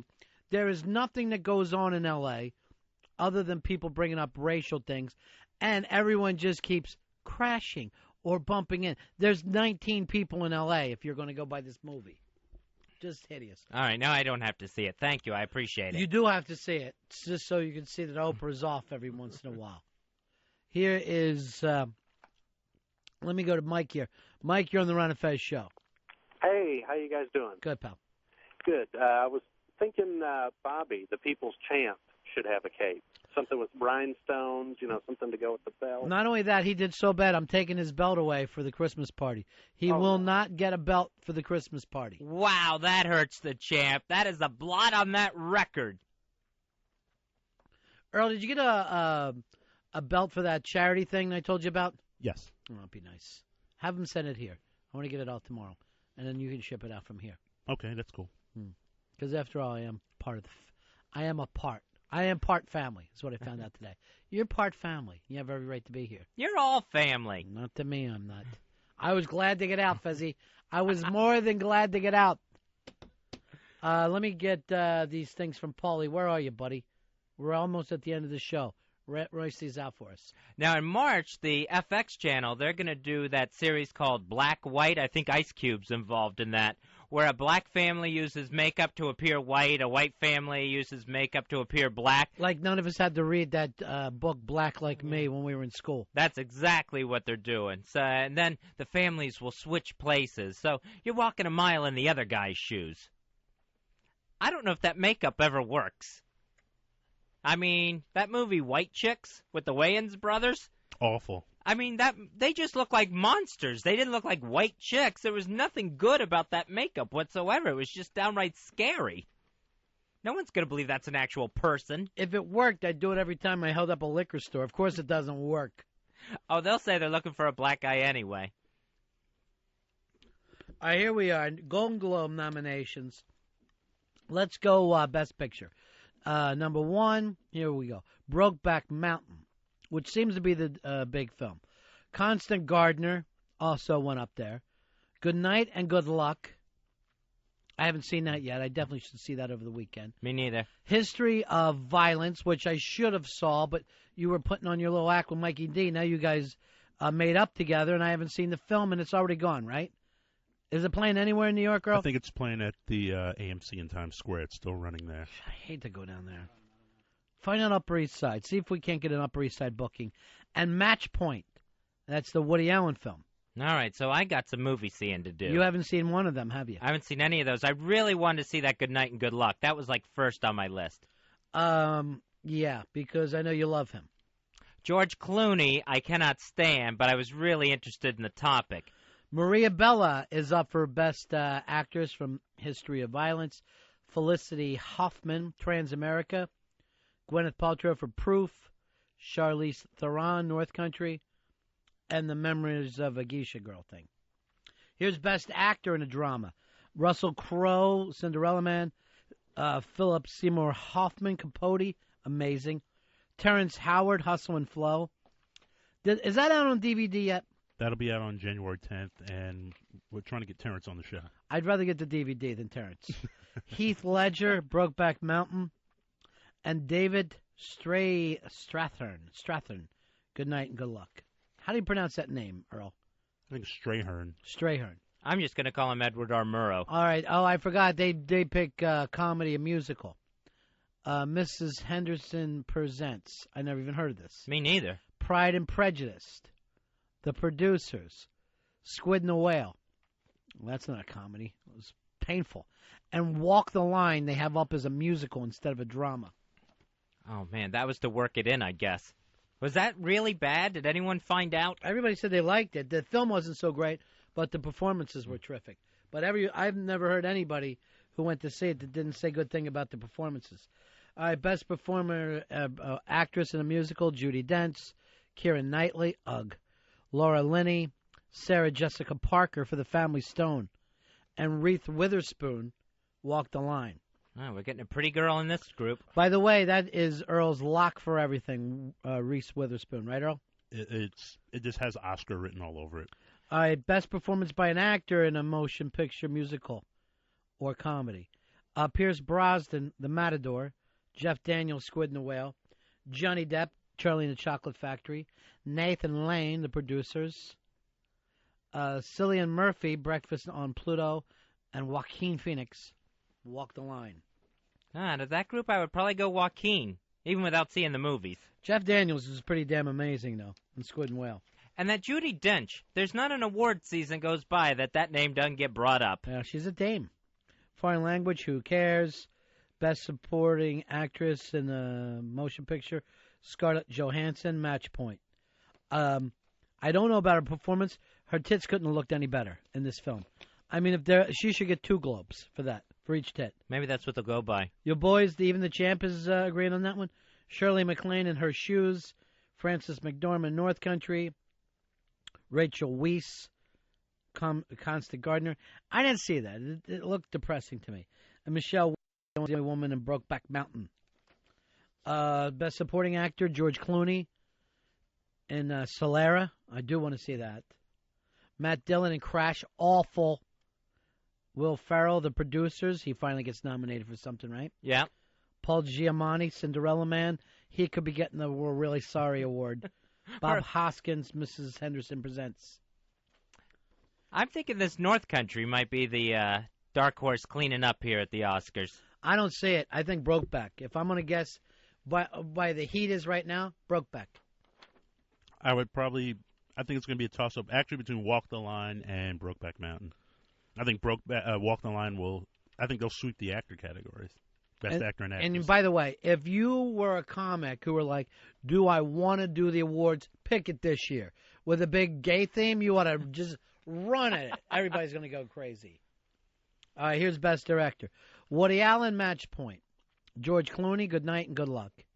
Peter Jackson, King Kong. That's the only King Kong I saw in here. Ang Lee, Brokeback. Fernando The Constant Gardener, and Steven Spielberg, Munich. Now, the Munich thing, I've been seeing bad reviews about that in the paper. They said that the aliens look so fake in that. They don't even look like aliens. They look more like terrorists. Yeah. Here's Keith. Keith, you're on Ron and Fez. How you doing, buddy? Hey, guys. How's it going? Cool in the gang. Solara is the car. Solaris was the Clooney movie. No, Solara is our friend. Oh, okay. So, well, that too. Hey, Jason, if you're listening, we're going to have cookies on Christmas Eve. That is so uncomfortable. There's Brokeback phone callers. Another cookie Christmas. I'm sure that's a code word. Here is Michael. Michael, you're on Ron and Fez. How you doing, boys? Hey. I love the movie Crash. Thought it was hilarious. Got to see the real Sandra Bullock. How she acts in real life. She was in this movie. They went out of their ways to, because it was important film stars had to do it. Tony Danza basically had a walk on, and he was racist. Everybody, this would be the movie. Hey, Earl, you black bastard, why don't you tell that Chinese son of a bitch to tell that spick, to tell the gook to bring me my lunch? I mean, I'm not fucking kidding. It went on like that for 2 hours. Why do you want to be a star film doing this? Well, because it's to show that you're able to do that kind of work, and you're doing important work that we need to talk about. And like that part of it, I know there's racism in the world, but it's not as blatant and as ridiculous as it is in this film. I haven't seen the movie yet, but let me guess. The cop is racist. Yeah, the cop, I'll show you what happens. The cop pulls over. I'll fucking give the whole movie away. I'm so pissed at it. The cop pulls over the black couple. Yeah, the black couple. They're very wealthy and not very black, okay? They've been living above the black thing. So he's fucking with them. And just acting like, come on, boy, you better turn. Suddenly now they're getting pushed around by him and treated black. even though their money has kept them out of that and their position in life because he's a TV director. So why he's going over, he starts to feel the wife up when he's checking, you got anything in here and all? And then he goes, maybe if your husband will apologize, his eyes are all, what up? Yes, can I go? So that fucks them up. So later, when I say later, 12 hours later, there's a car turned over with gas leaking. The cop comes running up to help pull the person out before the car blows up, and it's that woman in there who doesn't want to be touched by him. And I'm like, oh, brother. L.A. is a big place. You know what I mean? This would seem like if you were doing a movie about your cul-de-sac, how many times you would bump into each other. See, racism causes car accidents. You have to be so careful. And everything happened like that. There was shootings, there's this and that, and black. God forbid a black person should go try to get ahead because he's selling out his people. And then, even though the Spanish guy gets treated with racism and that hurts, he turns around and does it to the Arab guy. So the black couple, they crashed when they realized no matter how successful they are, they're just seen as items to this racist cop. That's one crash. Then Yeah. it's also the physical car crashes that are going on constantly throughout the film. Part of that, Fez, is because here in New York, as we walk around, we bump into each other. We have that human touch. In L.A., they're looking at each other through metal glass, and sometimes, subconsciously, they just crash together. It's just insane. We're all on a collision course. I watched the entire movie like this. You have got to be kidding me. How stupid are the reviewers? I even went to Rotten Tomatoes and checked out to see 76% of the people gave it raves. People were loving this movie. And it should have just been called Crass. That's what I thought it should have been. It was just embarrassing. Hey, Nick, you're on Ron and Fez. Oh yeah, I just wanted to let you guys know that Paul Haggis, the guy that wrote and directed Crash, he's also one of the co-creators of Walker, Texas Ranger. Well, the acting wasn't as good as Walker, Texas Ranger. Ouch. Talk about bad dialogue there. Over-the-top dialogue. I'm Walker, Texas Ranger. I'm going to take you down. I'm taking you down hard. I would have preferred that to the Crash dialogue. It was really that awkward and bad. And now Matt Dillon is up for something. Maybe not so much for that film, but his body of work, which includes The Outsiders. Let's do it for Johnny. There's nothing worse than a bad movie. And it's bad at home, but when you're in a movie theater, I'm ready to stab myself. I'm ready to kill myself when the movie's bad. You can feel the tension in the room when the movie's just awful. Right. And you could feel the people literally loading up, finding something to throw at the screen. Or here's what's even worse. When you see a bad movie on a plane, so you could either watch this bad movie or look at the back of the seat in front of you. You're just checking the watch constantly, and it's only 2 minutes more into the film from the last time you checked your watch. Hey, Travis, you're on Ron and Fez. As bad as the movie Crash was, it still doesn't beat I Heart Huckabees. That movie blew chunks harder than anything I've ever seen. It's not for the stupid. Stupid people will sit there and they'll go, what am I looking about? What am I looking at? So I can understand that, Travis, but watch it again. You might like it, okay? How many times have you tried? I watched it half of it one day, and I had to wait about a week to try and get them to watch it. Try to read a book or two in between. Read a book or two in between. That I Heart Huckabees turned me around on Marky Mark. I wasn't a huge Marky Mark fan until I saw that movie. Everything he's done, I think I've been a fan of. Here's Matt. Matt, you're on Ron and Fez. Buddy. Hey, buddy. Hey, guys. Quickly, I just want to say, Ron, I have been a fan for a long time. You have never been more right. This movie sucked ass. It was just hideous. Hideous. Terrible. People rave about it. I watched it. I was doing the same thing.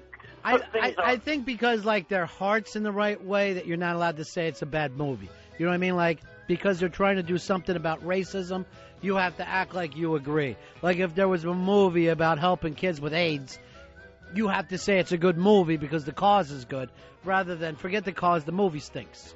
Because you look anti-AIDS, AIDS patients. I am anti-AIDS, Fezzy. I want to stamp it out. Instead of just anti-movie. RonFez.net has a big party this Saturday night. Fezzy's going to be there. and he's going to be giving everybody a big Christmas hug and kiss. I sure will. RonFez.net Christmas party going on this Saturday at Calico Jackson, Manhattan on 2nd Avenue. Party starts around 9 o'clock. $25 gets you an all-you-can-drink wristband for beers and mixed drinks. Plus, we'll have some prizes to give away, including an XM Sky-Fi 2 receiver and a Rode XT. Here's Fezzy going to be speaking at this thing. It's not working. Of course, we don't have it lined up that way. Hey, that's it for everybody. You wave goodbye to your radio. We'll wave goodbye to the microphone. Bye, listeners. Take care.